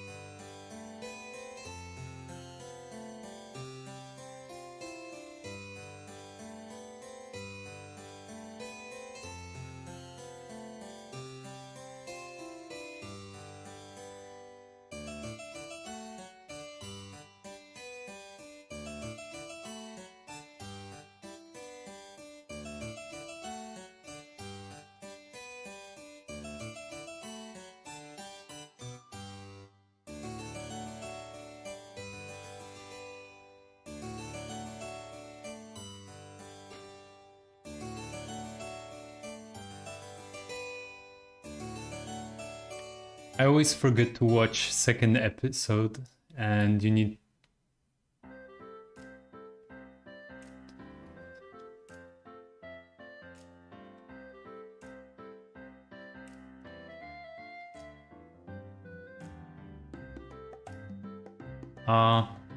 Możesz napisać po polsku, bo chyba nie do końca rozumiem, co masz na myśli. Tomasz, yeah, I watched anime while coloring too. That's why I don't watch anything too heavy. I watched 3 seasons of Pokemon Sun and Moon. Oh, how was that good? I tried to watch one of the recent Pokemons while drawing. I got kind of bored quickly, but I don't remember which generation it was. It was surprisingly good. Great animation, great character design, and very cheerful and warm. And I really appreciated that it's not entirely about Pokemon battles. And it sometimes falls into its own trap about, you know, Pokemon being your friends, but also making them goddamn pulverize themselves. But it does that surprisingly rarely. Well, definitely not something I was expecting as an anime recommendation. But that's pretty dope. I always kinda wished to, you know, get back into the Pokemon, figure out how the entire plot went, because obviously I was playing the games all the time that were coming out, but not keeping up with the show. You would always kinda quietly want the show to still also be good. So that's super cool. Zazwyczaj zapominam, gdzie się zaczyna Ewangelion, bo te nazwy są takie podobne i jak sobie przypomnę, to trzeba zacząć od nowa.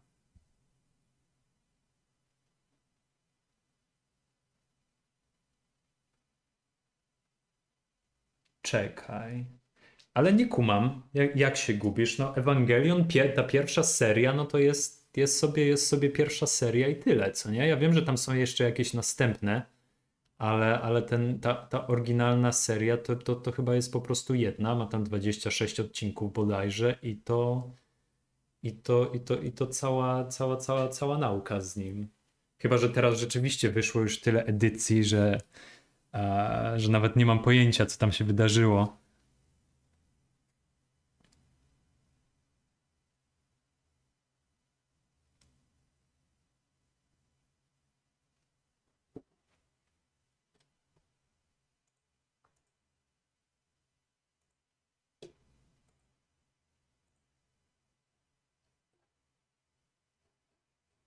Oh, we listened to the entirety of happy video game music.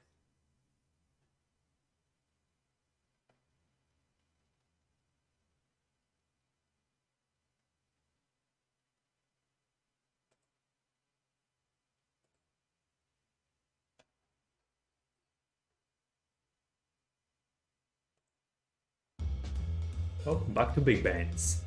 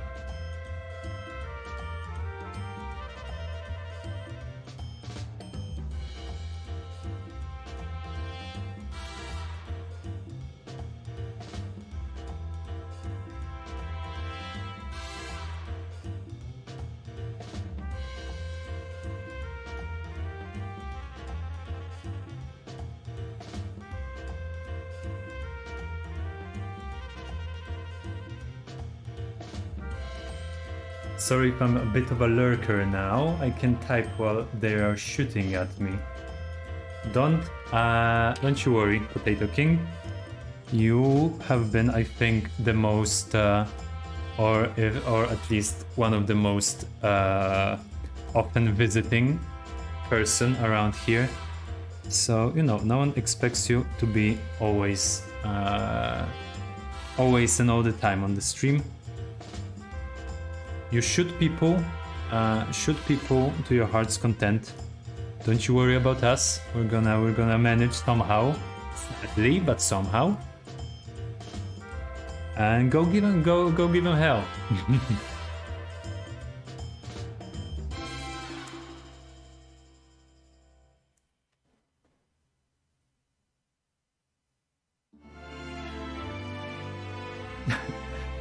But I feel responsible now.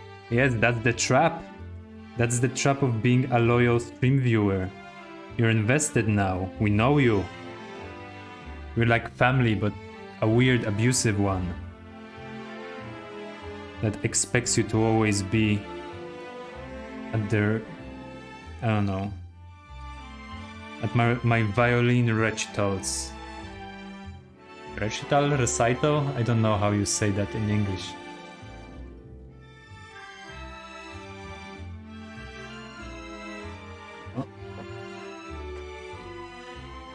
What is this? What is this link? Let's see. Oh! Wait, I gotta switch to that. A good thing we prepared the thing.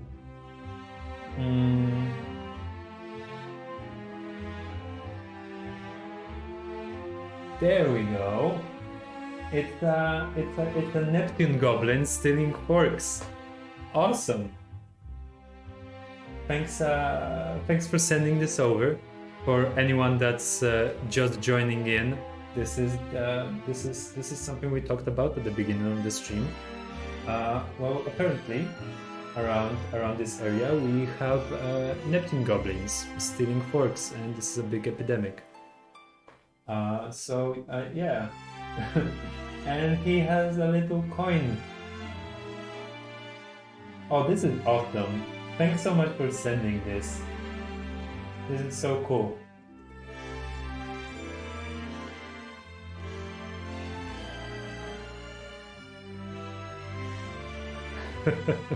That's so cool.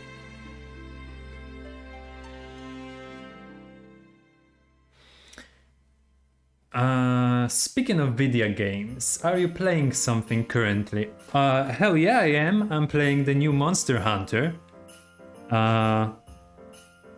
There are two game franchises that I am completely obsessed about, and these are all the Dark Souls games that are apparently finished, and Monster Hunter. And now that Monster Hunter is a popular game, and it's a big deal all around the world that it is a new game.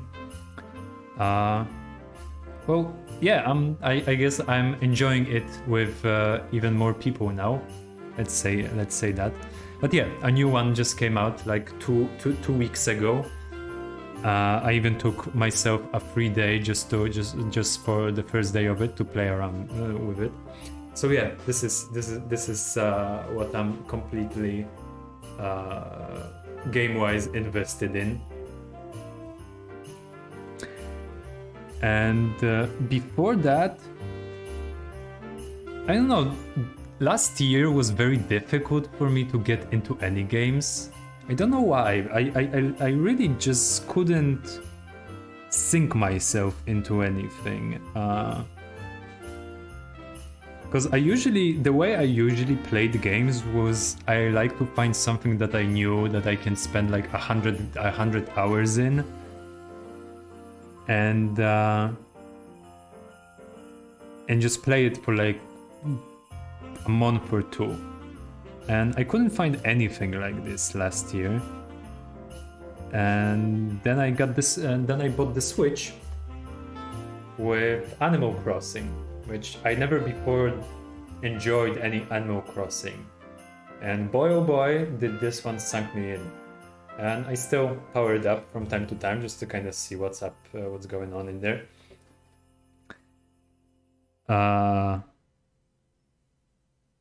So I think that was pretty much one of the only bigger games that I really stuck with in the last year. But yeah, now definitely Monster Hunter right now.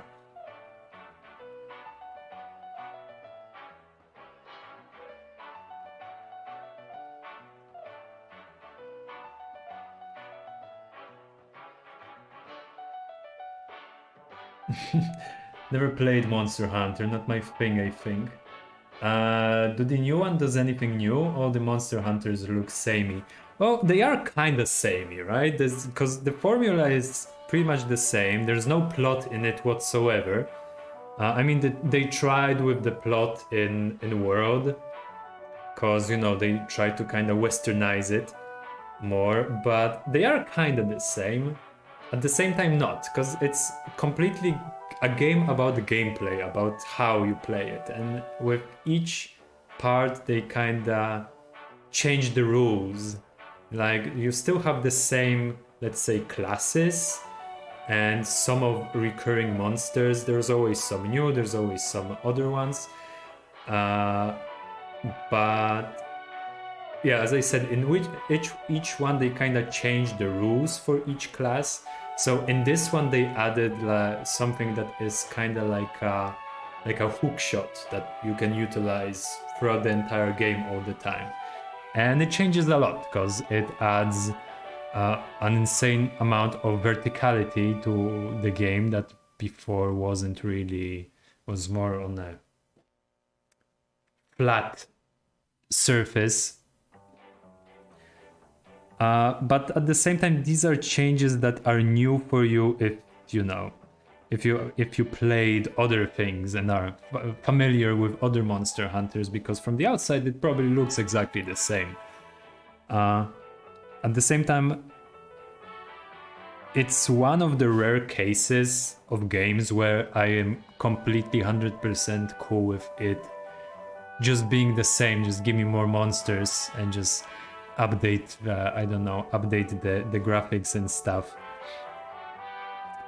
because the gameplay is just fun.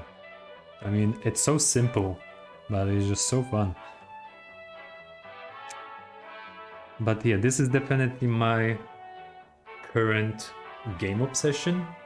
This is the game I'm playing right now. And I think the last game before Animal Crossing that I played, it definitely didn't sink into, but I liked it enough that I'm now planning to getting into previous parts of the games and the different parts of the games of that game is Yakuza, because I played the first one recently. And man, I just love this almost anime-like or just kind of Japanese drama-like over-dramatization of the story about, tough dudes that are so tough, but at the same time very sensitive, not sensible. Well, maybe also sensible. And it's all about, friendships and sacrifice. I'm so easily played by stuff like this. So yeah, this is probably the second one is probably what I'm gonna be jumping right after finishing up with Monster Hunter.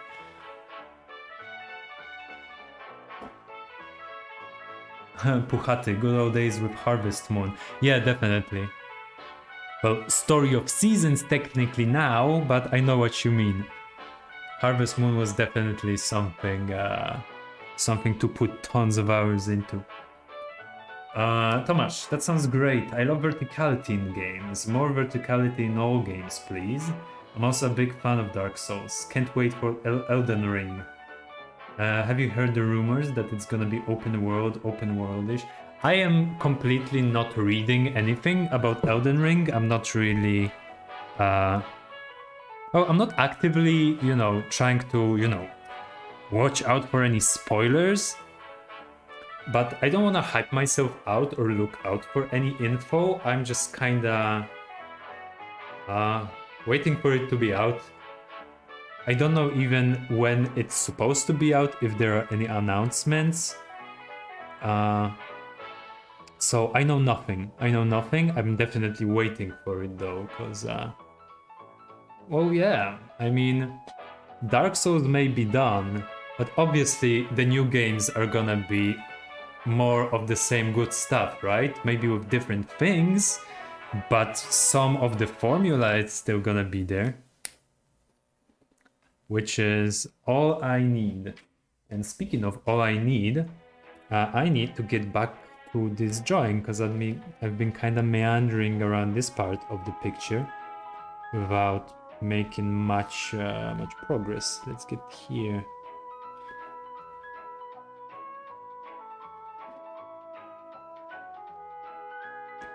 But yeah, Elden Ring. I don't know. I honestly don't even know what to think about it, because it was supposed to be like a plot collaboration with the Game of Thrones guy, which is, I mean, kind of cool. Game of Thrones was cool, but that also gets me thinking: is it still gonna be the same? The same weird ass shit that I loved about all the previous stuff, or is it gonna be something very, very different? So I don't know. I don't have that that feeling of I'm sure I'm gonna love it. It's like I'm definitely gonna play it, and I hope I'm gonna love it, or at least like it. I'm gonna just take liking it.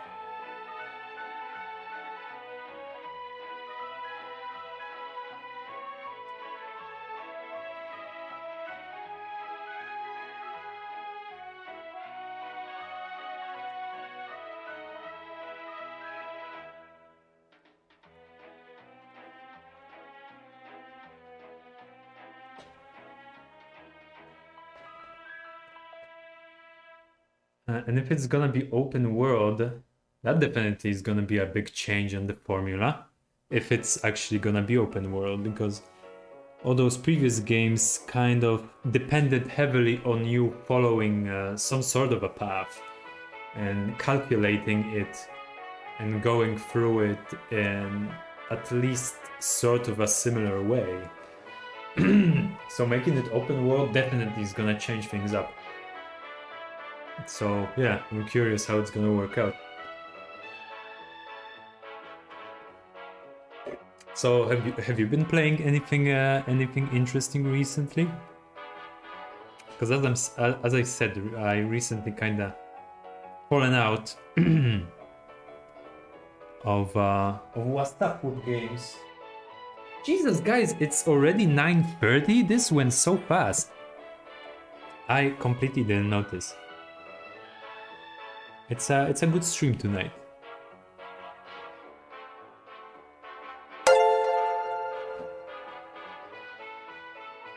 Kane, thank you for the like. Nice to see ya. Welcome to the stream.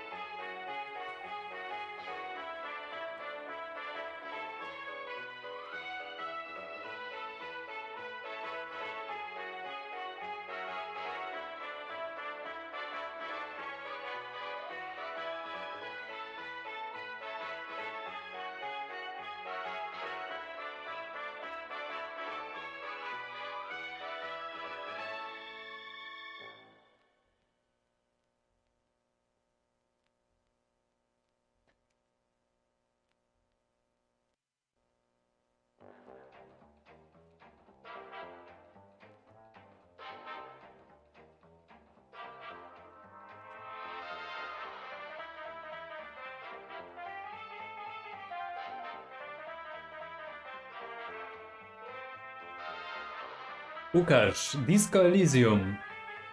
Yeah, I heard good stuff about it. Haven't played it. Looks awesome. So I'm assuming you're recommending it.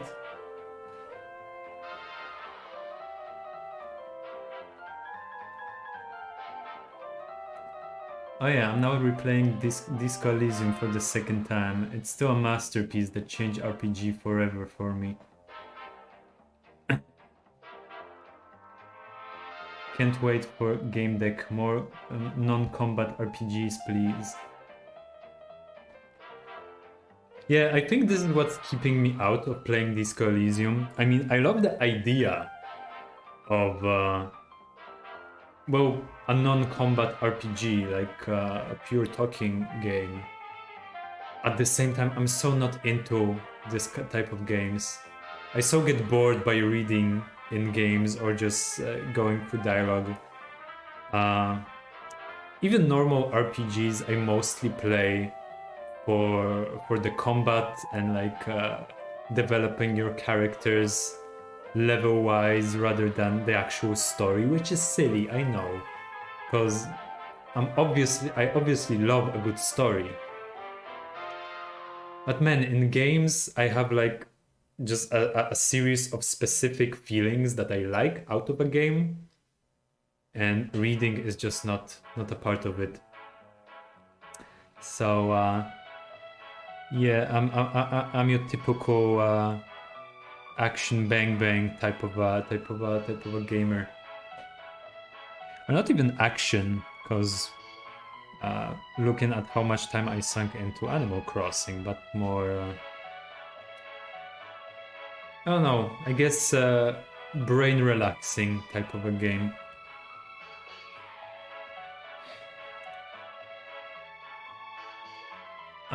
Kane, when is the new Yannick dropping out? Well, it's gonna take a little while still.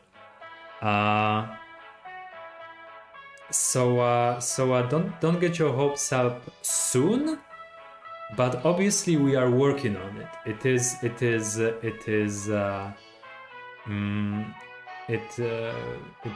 It's a sure thing that it is gonna exist. But man, this shit takes so much work. So not anytime soon, especially that. And that's the thing. I'm never in my life can see a situation where I'm just gonna have the time for everything I wanna do. I feel like I'm milking every day out to its maximum. And then when I look at the month that I just passed, I feel like I haven't done anything. So yeah, Yannick is happening, it's going. There are other things I'm working on that are also going. But man, it's all going so slow. Drawing is so slow.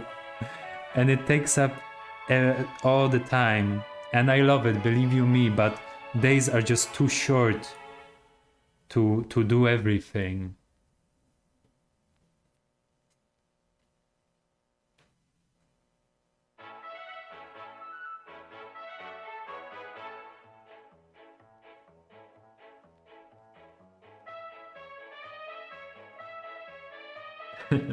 It's not for everyone, but still highly recommend it.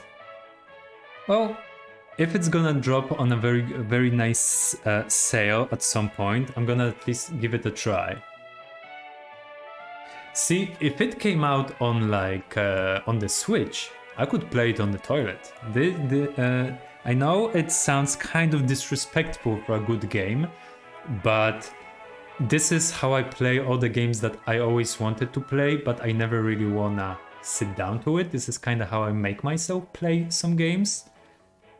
And I usually don't regret it, because then I play things that I normally don't play.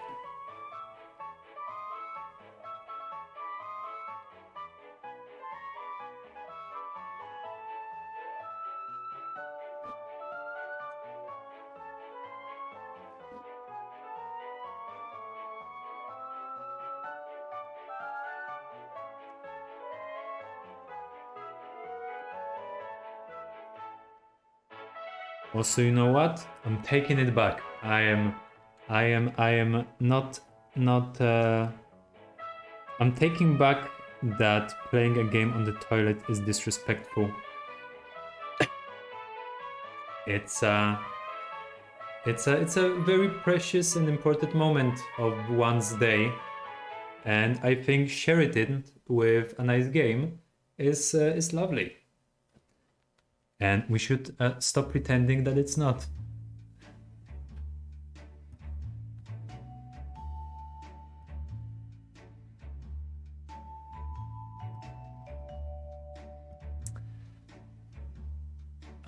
For a second, I wanted to ask Tomasz a question, but then I remembered that Facebook won't see it.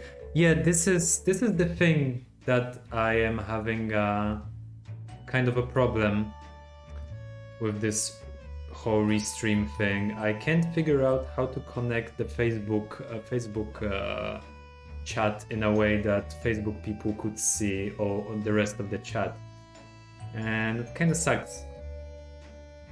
It kind of sucks. I don't know what to do with it. I could always do the thing. I'm gonna show you because I have it prepared. Because I don't exactly want to do that. Where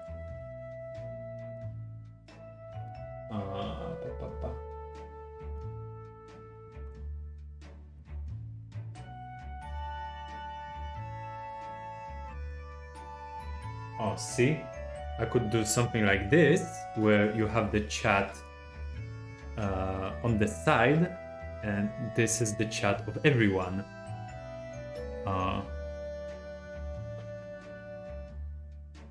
But for example, if you're watching it on your phone, it's probably very badly visible. And also, I don't know, maybe I'm gonna leave it for a while, see if it works, but I'm not super sure about it. But this is, for now at least, the only way for everyone to see all of the comments.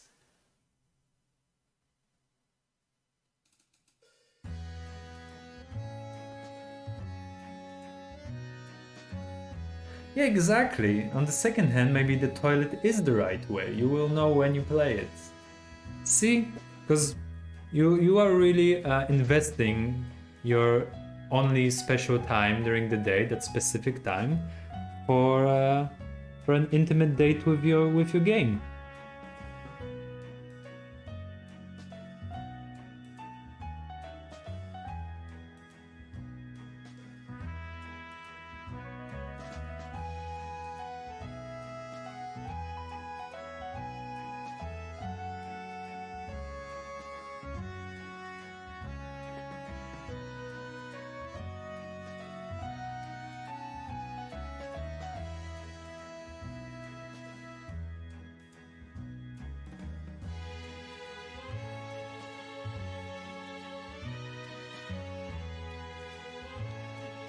Disco Elysium on the toilet doesn't sound so bad, you know? The creator even spoke about social media being so prevalent and short text being so dominating, and that people are wired for short text now, so he wrote all text in games in small paragraphs. It really makes reading easy. I'm only worried that you will spend 2-3 hours on the toilet because of it. Well, you know, loss of blood flow to the legs never killed anyone. If the game is worth it, I'm all up for that.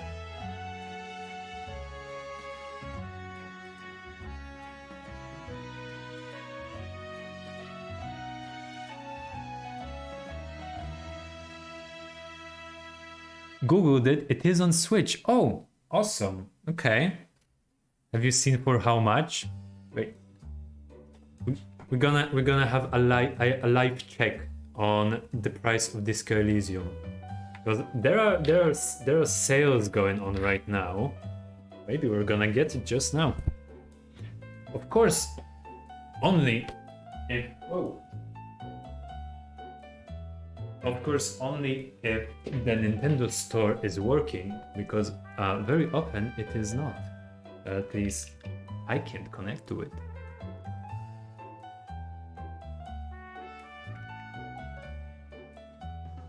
Let's have a look-see.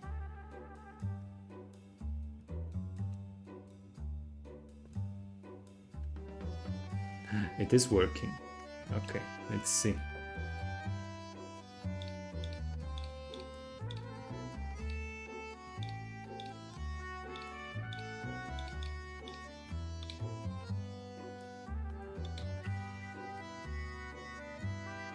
Wait, did I write it wrong?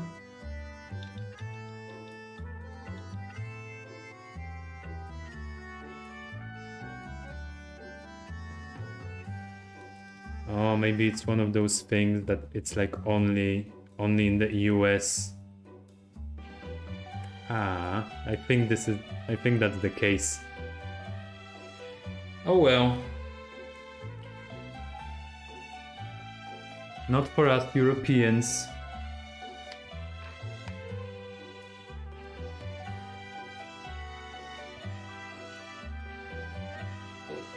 I recently found like a trailer for an extremely cute looking game about a crocodile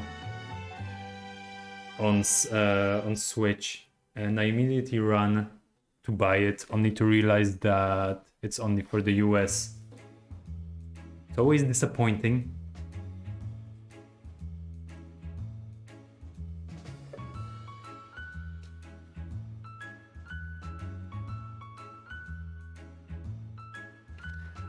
A stream of disco on a toilet, Twitch will explode.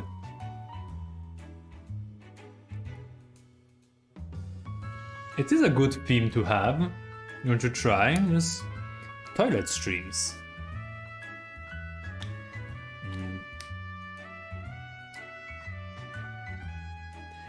Or you could do like toilet reviews.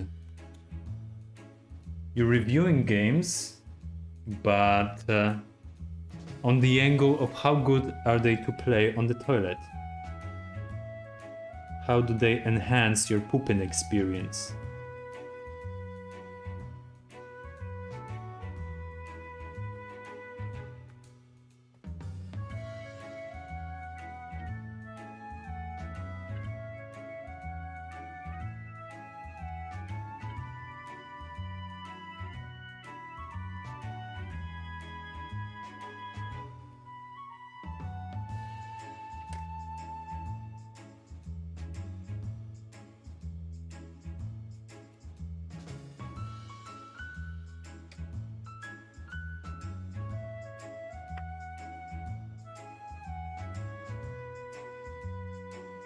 It will be on Switch in the summer. Okay, still good. Still better than it is already on Switch, but not in your region.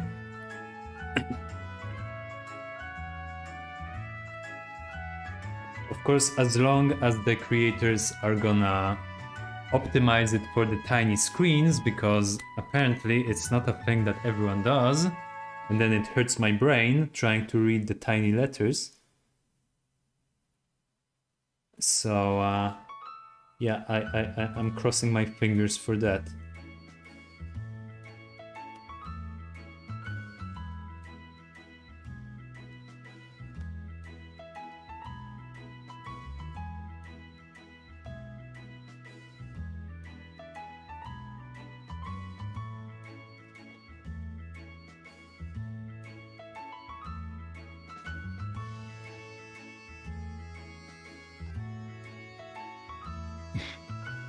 Seriously, don't sit on a toilet so long, it's bad for you. I don't need my legs for drawing, I just need my upper part. I don't worry about that.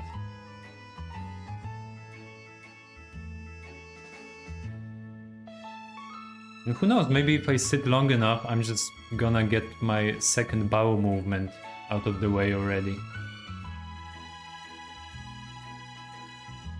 Just get the whole day worth of it in one sitting.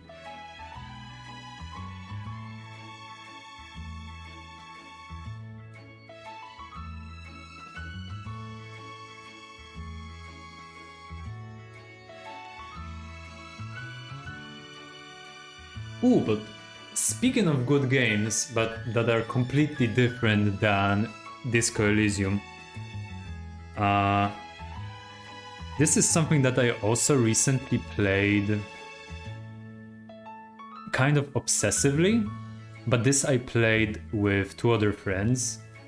It's completely a game with no plot or anything like this, but it was an amazing place for creativity, kind of like puzzle solving creativity, but actually at the same time not solving puzzles but just being creative. It's called Scrap Mechanic. It's it's a you know, open world survival, blah blah blah.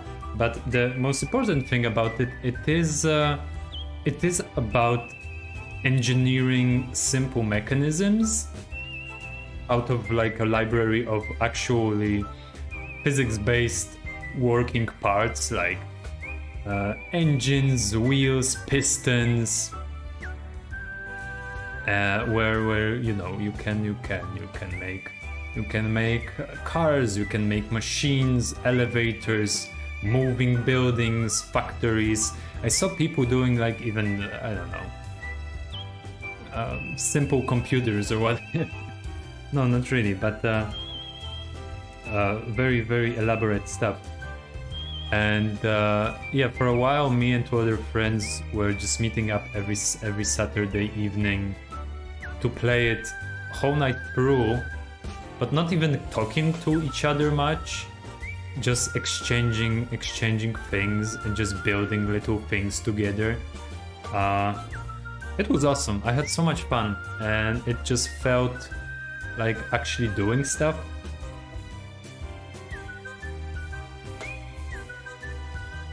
I think one of the things that makes a game enjoyable for me the most is giving me that feeling of actually doing something, like working on something and creating something. That's why I love all those little farming simulators and shit like that, because I still feel like I'm going around being productive. And it gives my brain like a little... I like it, you like this. You junkie.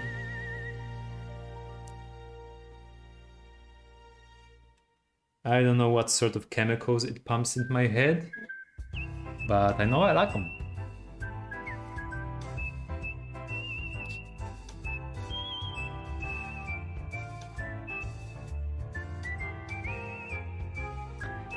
About the text, there is a great voiceover now, beautiful music and art style. Okay, the voiceover can definitely help with my problem.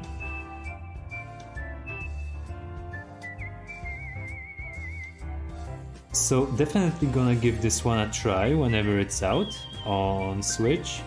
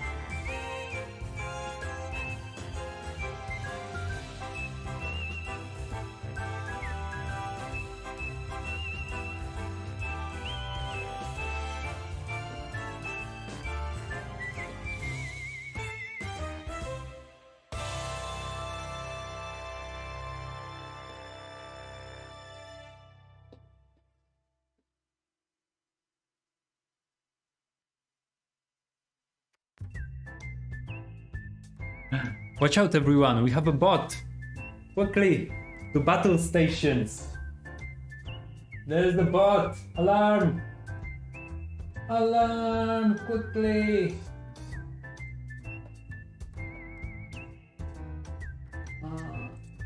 Ah man, I gotta go all the way to Twitch to block him. Oh, block him, report him. But you know what? A worthy cause is calls for drastic measures sometimes.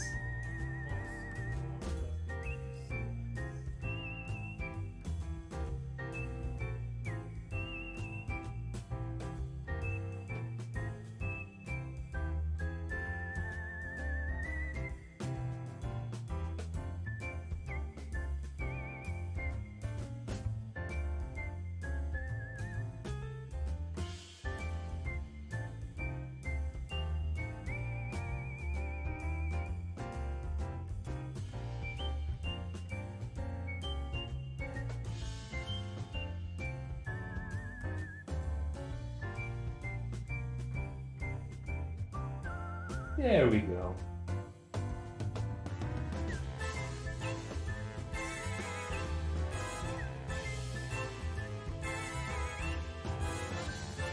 Reported and reported. The day is saved.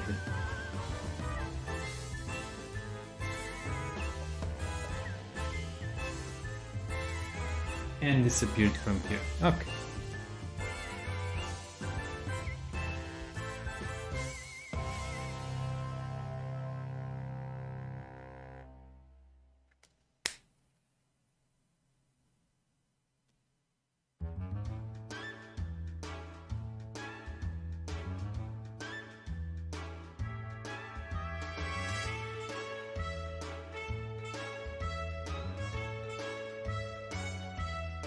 Also, who needs to buy fame from a spam bot when I already have great friends like these in the chat?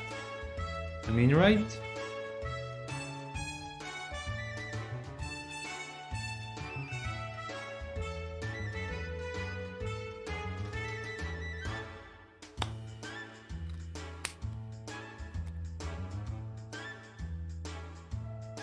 Also, if it even worked to buy those. And I'm assuming this is just one person sitting somewhere with a bunch of phones, liking stuff.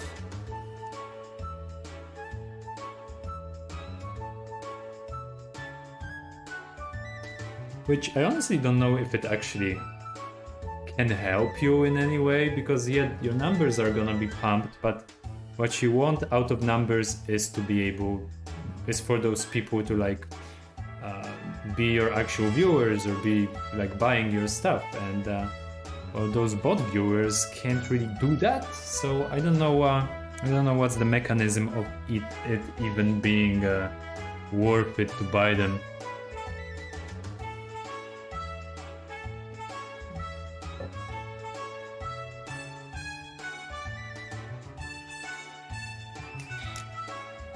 How's your illustrated book going about the adventure, and is this illustration part of it? No, this one is just something I do kind of on the side. Just one of those illustrations that I do. It is that character here, but yeah, the book is. Well, I'm still meandering about that area where your script is pretty much finished, but you're still trying to crank it up to the end. Especially that, you know, it's kind of difficult to actually write a script for a book that's mostly illustration, because the plot is changed by your illustrations, not really by what I'm writing.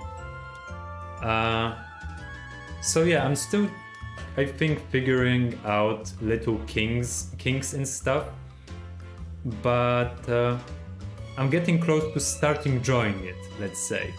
And this is one of my biggest intentions also for this stream, is to draw most of this book on the stream, so I have some sort of regularity in it, that I know that every week, twice a week, I sit down, I have this stream, I have to crank out another illustration, so it doesn't take ages like with other long-term projects.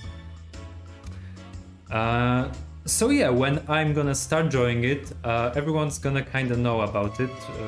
Well, obviously anyone that's following me, because this is probably gonna be a big part of what I'm gonna be doing on the streams.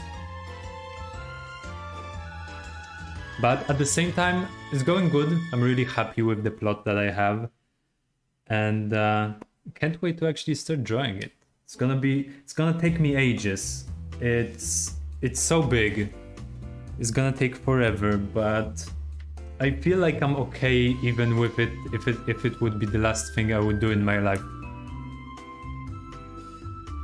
Cause it feels very me. For the first time in a long time, I have a feeling that I'm gonna be doing something that's like 100% honestly me, and I'm very happy about it.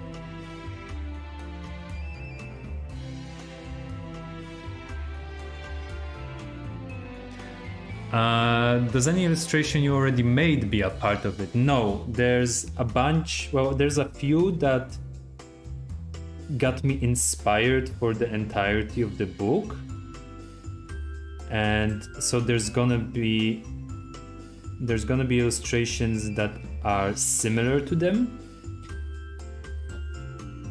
but none of them are gonna be actually reused because, well, the settings, the characters kind of changed.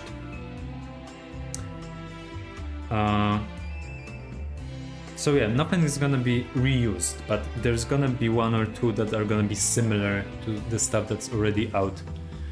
And how many illustrations will be in it, you think?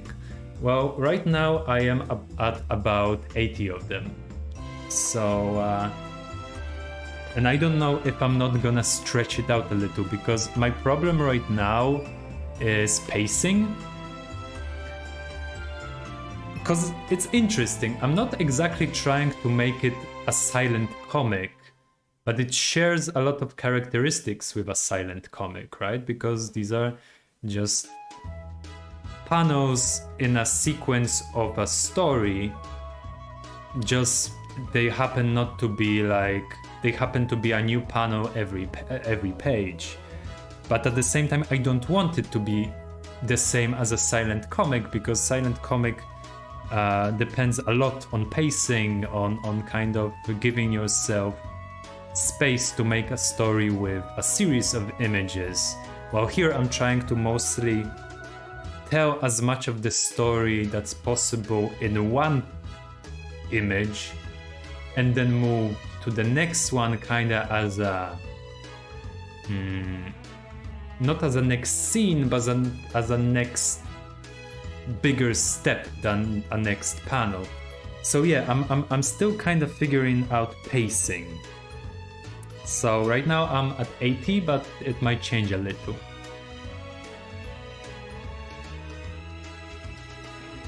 Thank you for the crossed fingers. I'm really giddy about it, and I'm probably gonna start posting first stuff out of it very soon.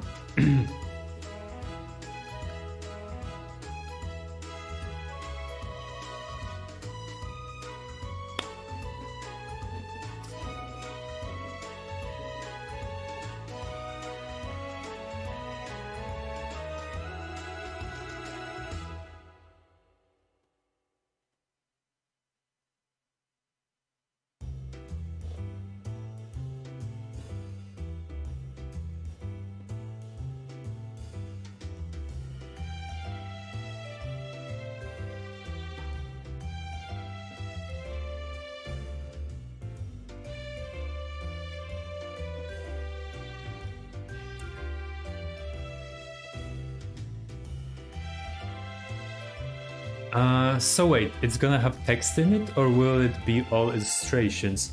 It's gonna have text in it the same way I'm putting illustrations out. Like, each illustration has a little bit of a supporting text. Just because this is kind of the format of illustrations that I'm putting out now, and this is what I really like. At the same time, I'm trying to draw it in a way that you could read it completely without the text. At the same time, I feel there are situations where I wouldn't be able to convey all the kinks of the story without at least a little bit of the text. So yeah, there's gonna be a text, but at the same time I'm trying to make it as much not depending on text as possible. So the text is kind of like a layer of flavor on top of it. But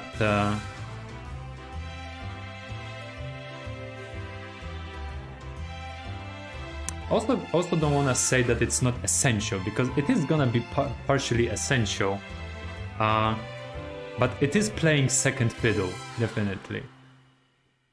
I guess it's like a reverse picture book.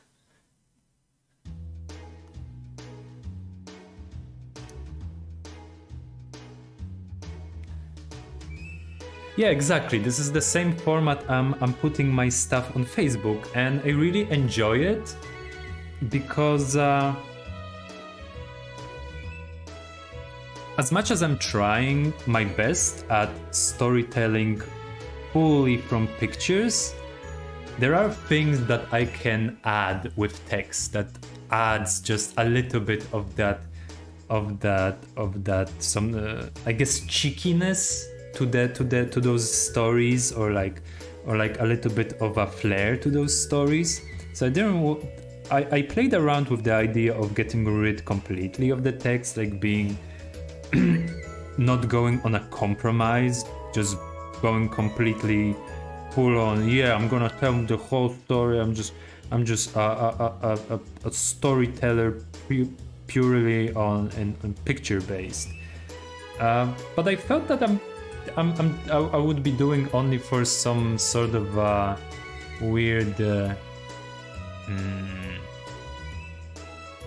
like a principle, and not because it benefits the book.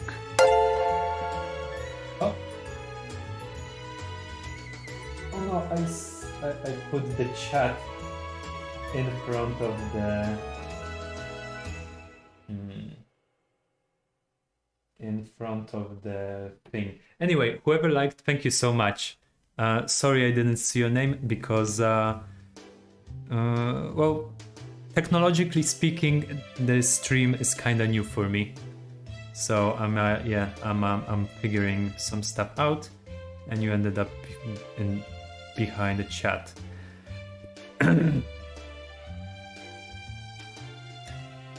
It's kind of Dark Souls style narration. Kinda, yeah, exactly. Because it's kind of the same idea, right? The story is told by what you experience visually, and the text is only kind of supporting it, but not telling you the entire story. It's just kind of giving you another snippet of everything. So yeah, definitely it's kind of similar to that.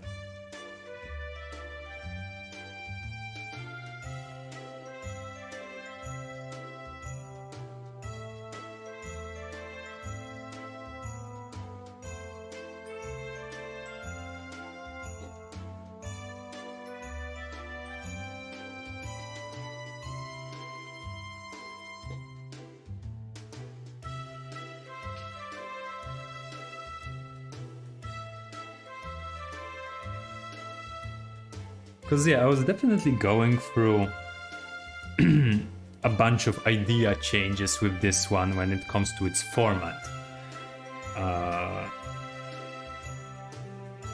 But in the end I went back to what I thought originally, which is this format, because I started with it because this is just what I enjoy. And throughout the process of writing, I had like a bunch of ideas of, that, oh, this is gonna be like a test for storytelling for me. So I should do it completely non-text. And I switched to the other side, like, no, I should make it a comic completely, because I started liking some parts of the script, and I would prefer to see them in a comic style narration, like the drama is not gonna be portrayed right in just an illustration. So I was very wibbly wobbly about it. But yeah, now I know where it's going, and it's going into that.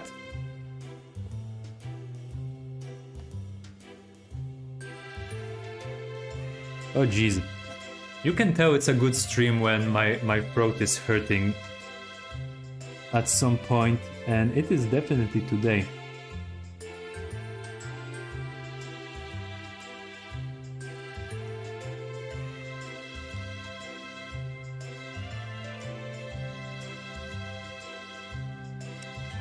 Because, surprise, surprise, outside of the stream, I definitely don't talk that much during the day.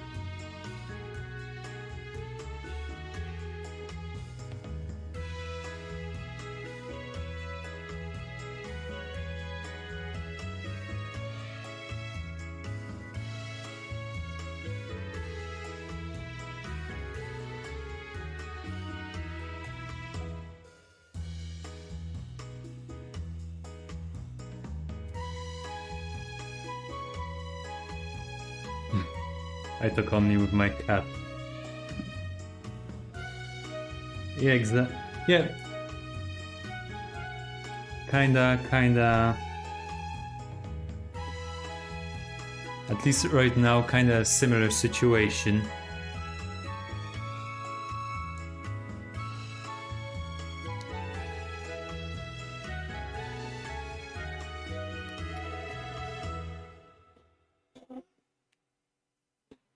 I guess even with people in their house, I mostly listen and talk.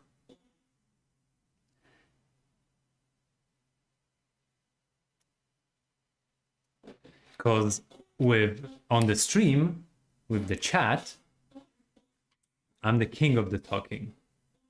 No one can interrupt me, so I can just blubble away.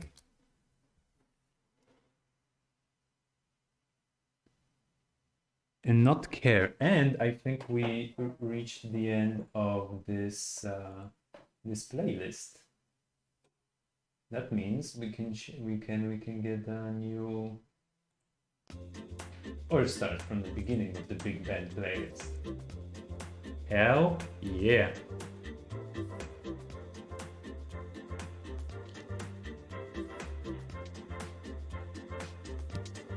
Oh, Ignovo, hello, hi, welcome back. Nice to see you again.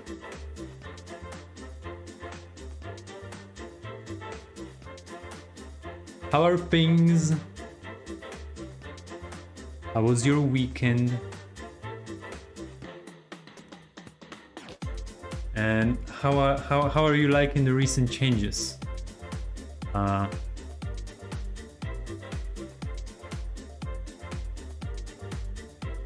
How's everything going? Yeah, exactly. My question. So yeah, things are going good. As you can see, there's a little bit of a change in the stream. I'm trying out streaming to multiple platforms today. that's why there's a chat embedded into the stream in the middle of it. And it's going pretty good. Something I'm very happy about is that I didn't really have any technical problems during the stream, which I was expecting a lot, because usually when something can go bad with the stream, it is gonna go bad. And this is running really smoothly. I mean, I have the stream only on Twitch on my tablet here, but I saw people that there are people watching on Facebook right now, and I saw someone commenting from YouTube, so I'm assuming that works also. It's interesting.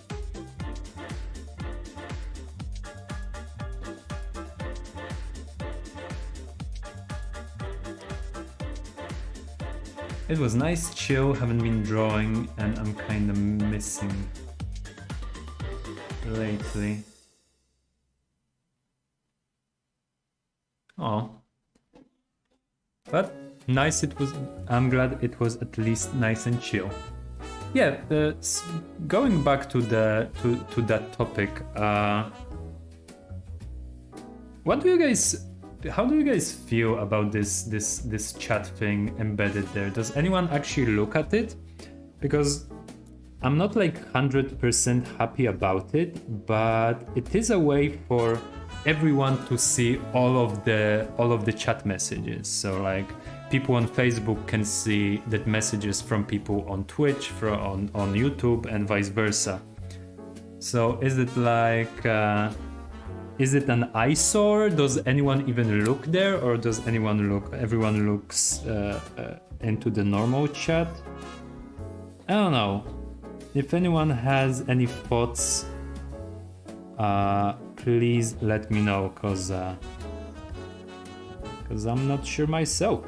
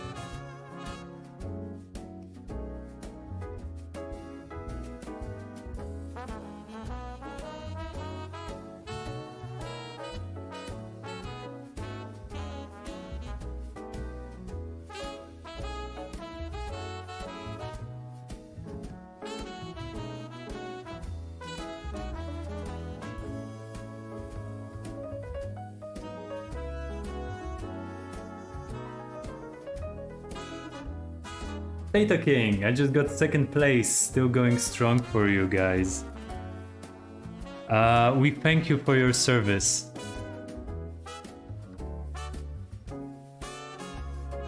And you know, crossing my fingers for continued success.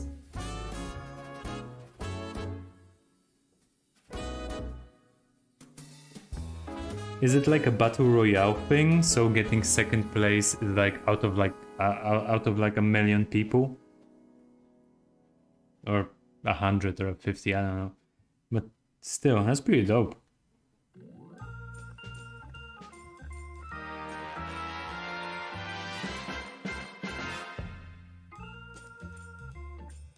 The only time I got the first place in a game like this is when I first tried playing Fortnite, and I got first place, and I was like very, very happy and suspicious about it, so I immediately googled it, and it turns out, or at least most people were writing that for the first game or the first few games, the game actually puts you against bots, so you could win, so it would feel nice. So that was short-lived. But you know what? It felt good in the moment, so I don't regret it.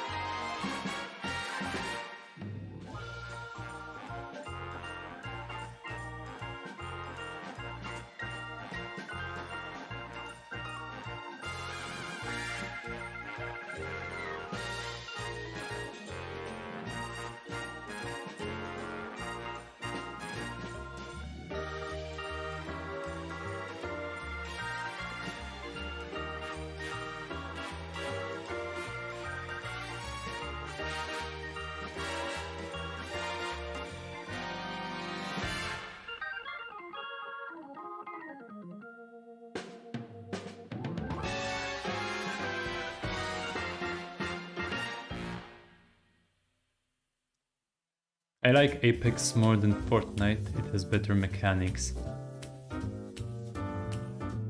That's cool.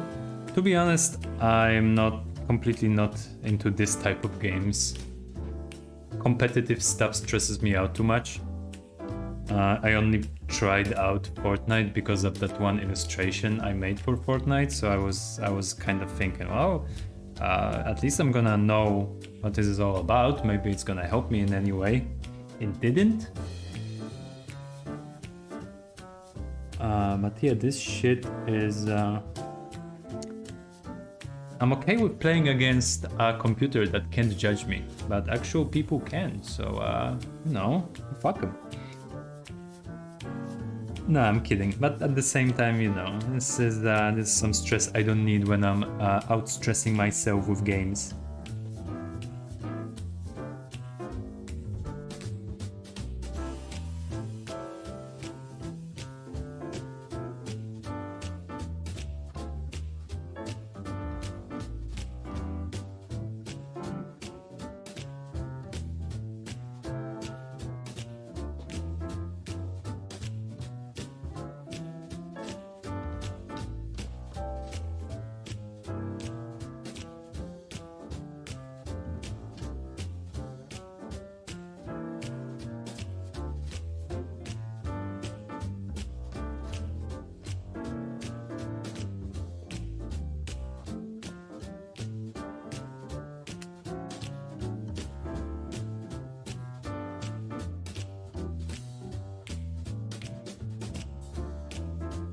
The shoe feels good until you know the truth. That's true. And you know what? No one can take away that moment from me.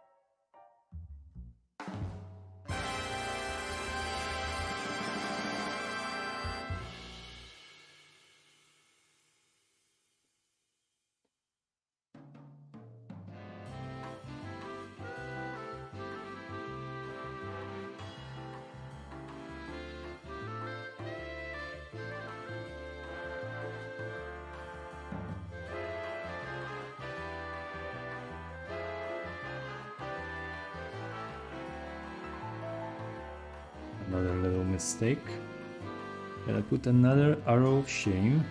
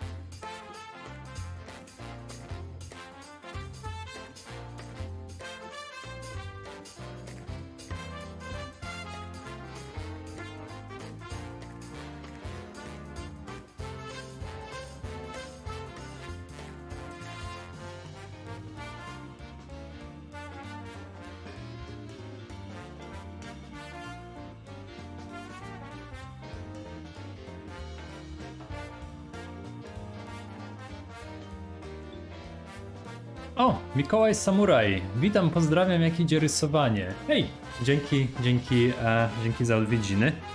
Idzie jak widać, zbliżamy się powoli do końca. Wygląda jak japoński sklep z tytoniem. Coś w ten deseń. Znaczy, wzorowałem się bardziej na lokalnej żabce, ale malutkie sklepy są dosyć podobne do siebie, gdziekolwiek się nie jest, wydaje mi się. Ogólnie idea taka była, że chciałem, żeby to była bardzo duszna, ciasna przestrzeń malutkiego sklepu. Trochę jak czasem masz takie sklepy w tunelu przydworcowym, gdzie dosłownie tylko jedna osoba może wejść do środka. Są takie malutkie, ale może dostać wszystko, co trzeba.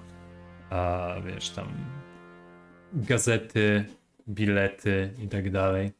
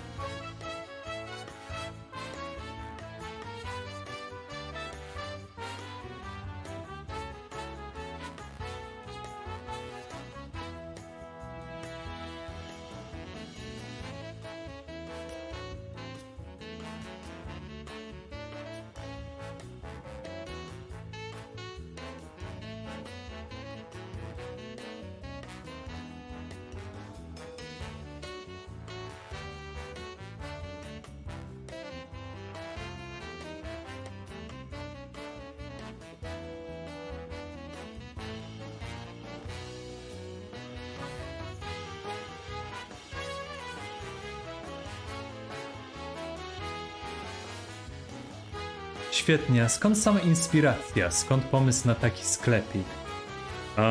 Wiesz co, zazwyczaj ze wszystkimi ilustracjami działa to u mnie dosyć... Pomysły działają organicznie, gdzie zaczynam najpierw od jednego elementu, który ma niewiele wspólnego z czymkolwiek i buduję dookoła niego. Tutaj zacząłem od rysunku kolesia. Zrobiłem go na podstawie sesji zdjęciowej właśnie do rysunków, którą zrobiłem już jakiś czas temu. I miałem po prostu taki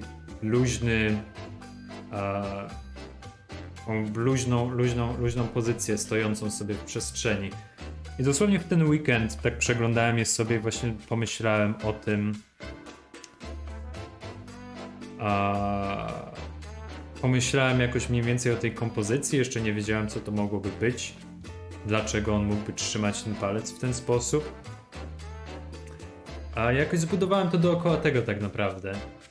A większość tych pomysłów działa w ten sposób, więc ten pomysł na sklepik powstał jakby w procesie.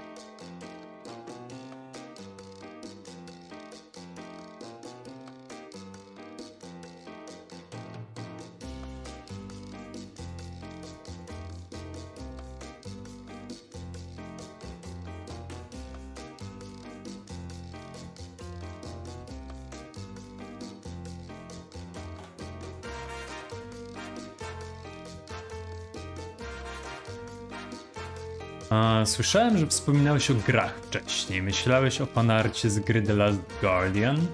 Myślę, że sam design i świat gry by ci się spodobał. Pasuje do twojej stylistyki, tak myślę. Nie rysowałem żadnych fanartów od wieku.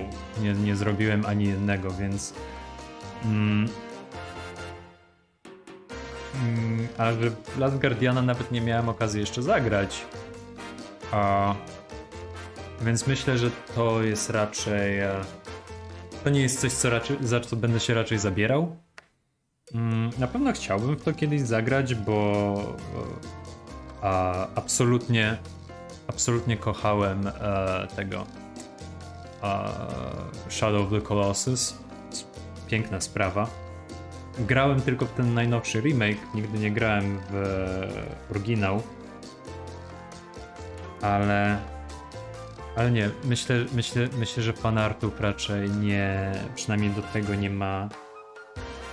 Ode mnie nie ma się co spodziewać. Nie wiem, myślałem ostatnimi czasy, żeby porobić może trochę fanartów, bo gdzieś w głębi gotuje się we mnie czasem taka potrzeba jakiegoś takiego omażu dla rzeczy, które bardzo mi się podobały. Więc to bardzo możliwe, ale na pewno nie, przynajmniej na razie nie do Last Guardiana.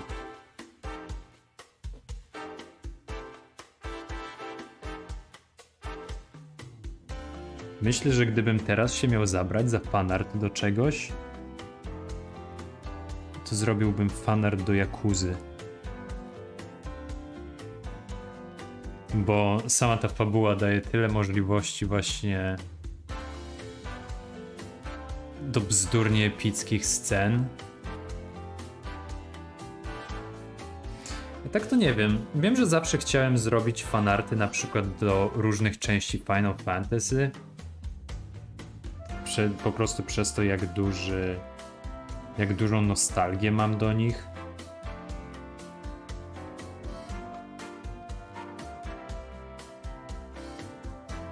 Nie wiem do czego jeszcze. Do Dark Soulsów już robiłem, ale to nigdy za dużo. Może kiedyś jeszcze jakieś dorzucę.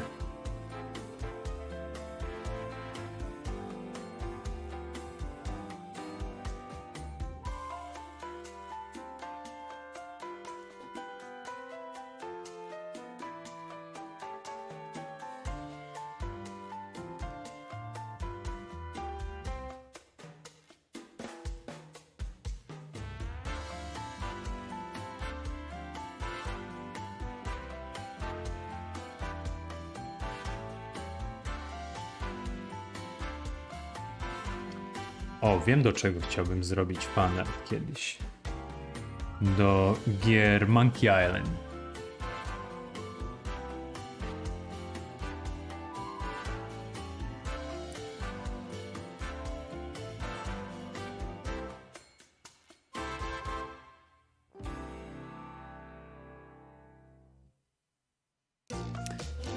A to nie wiem.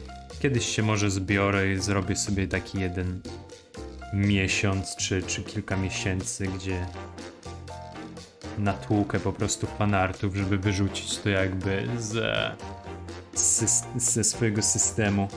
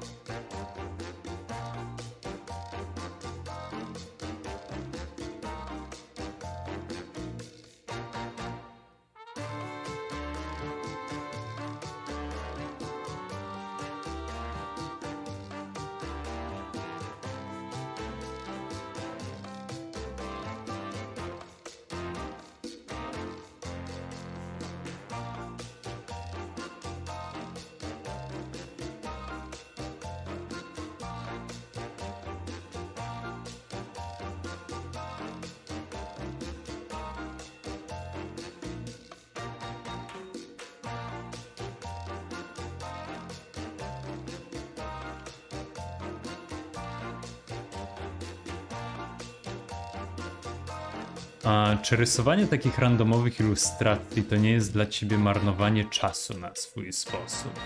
Nie lepiej byłoby włożyć ten czas w rysowanie planszy do nowego komiksu? Ojej, w żadnym wypadku. Każda z tych ilustracji to jest dla mnie jak... No prawie jakby mieć skończony komiks, tylko bardzo malutki. Każda z tych ilustracji to jest małe skończone dzieło, które mam dla siebie i jest wynikiem mojej własnej potrzeby do wyrażania się artystycznego. Więc nie, Boże, broń Boże, w żadnym wypadku nie jest to marnowanie czasu.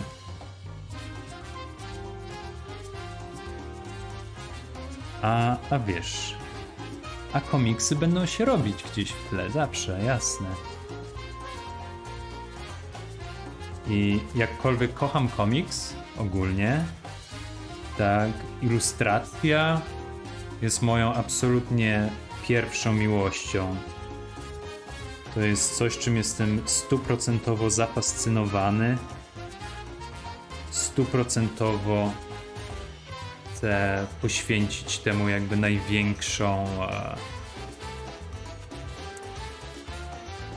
największy jakby poziom własnego rozwoju, największą uwagę.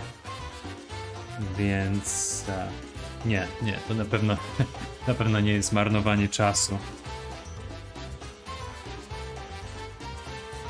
To jest marnowanie czasu. Gdzie ja się śpieszę?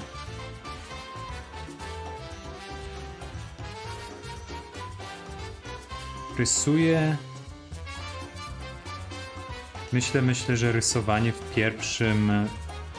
na pierwszym miejscu zawsze powinno być dla siebie i dopiero potem powinien za tym iść, prawda? Odbiorca, to co będzie stworzone, czy jakie to będzie niosło za sobą, prawda, nie wiem, jakie to będzie niosło za sobą korzyści i tak dalej. Więc co narysuję, to narysuję. Czego nie zdążę w tym życiu? No cóż, nie zdążę. Ale idzie to sobie wszystko swoim tempem.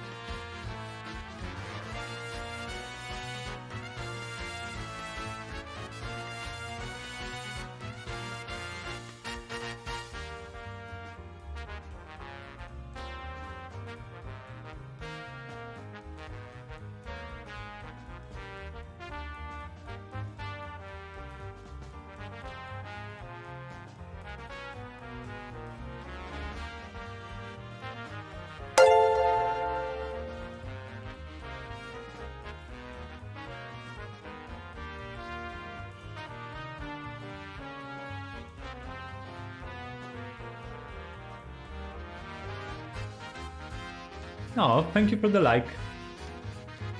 I'm glad you could join us. Oh, I am probably gonna be finishing very soon, but still. It's nice you could made it.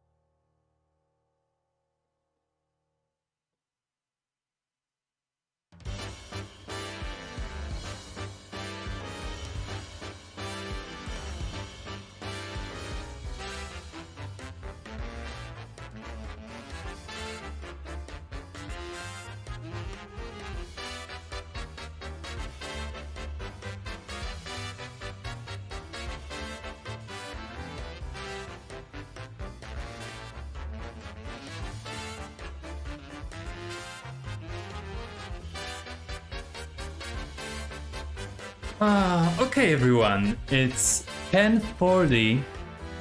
This has been a little bit of a longer stream than usual, which is pretty awesome. But yeah, I think this is gonna be it for tonight. Thank you so much for being here with me. This was really nice. Thank you for dealing with me and you know, bearing me trying out this new thing of you know, the whole restreaming thing, streaming on multiple platforms, because I feel it makes more sense in my case. I mean, Twitch definitely was not well, it's not the best platform for art, but it's still one of the best for streaming in general. So I wouldn't want to leave it, but at the same time I know how many people from like my follower base is not like actively using Twitch or just doesn't know that I'm there. So this is like the best way of compromising for me. And I think it went pretty decently. There's a few kinks that I still need to work on and to figure out a little bit. But yeah, I think this can only help this entire situation. So again, thanks everyone. Have a great evening. Have a great middle of the week. We are having the next stream on Thursday, same time. And I guess I'll see you there. I'll see you then. Again on all the platforms, I guess. And by all, I mean just those 3. So yeah, take care. Bye. Have a great night.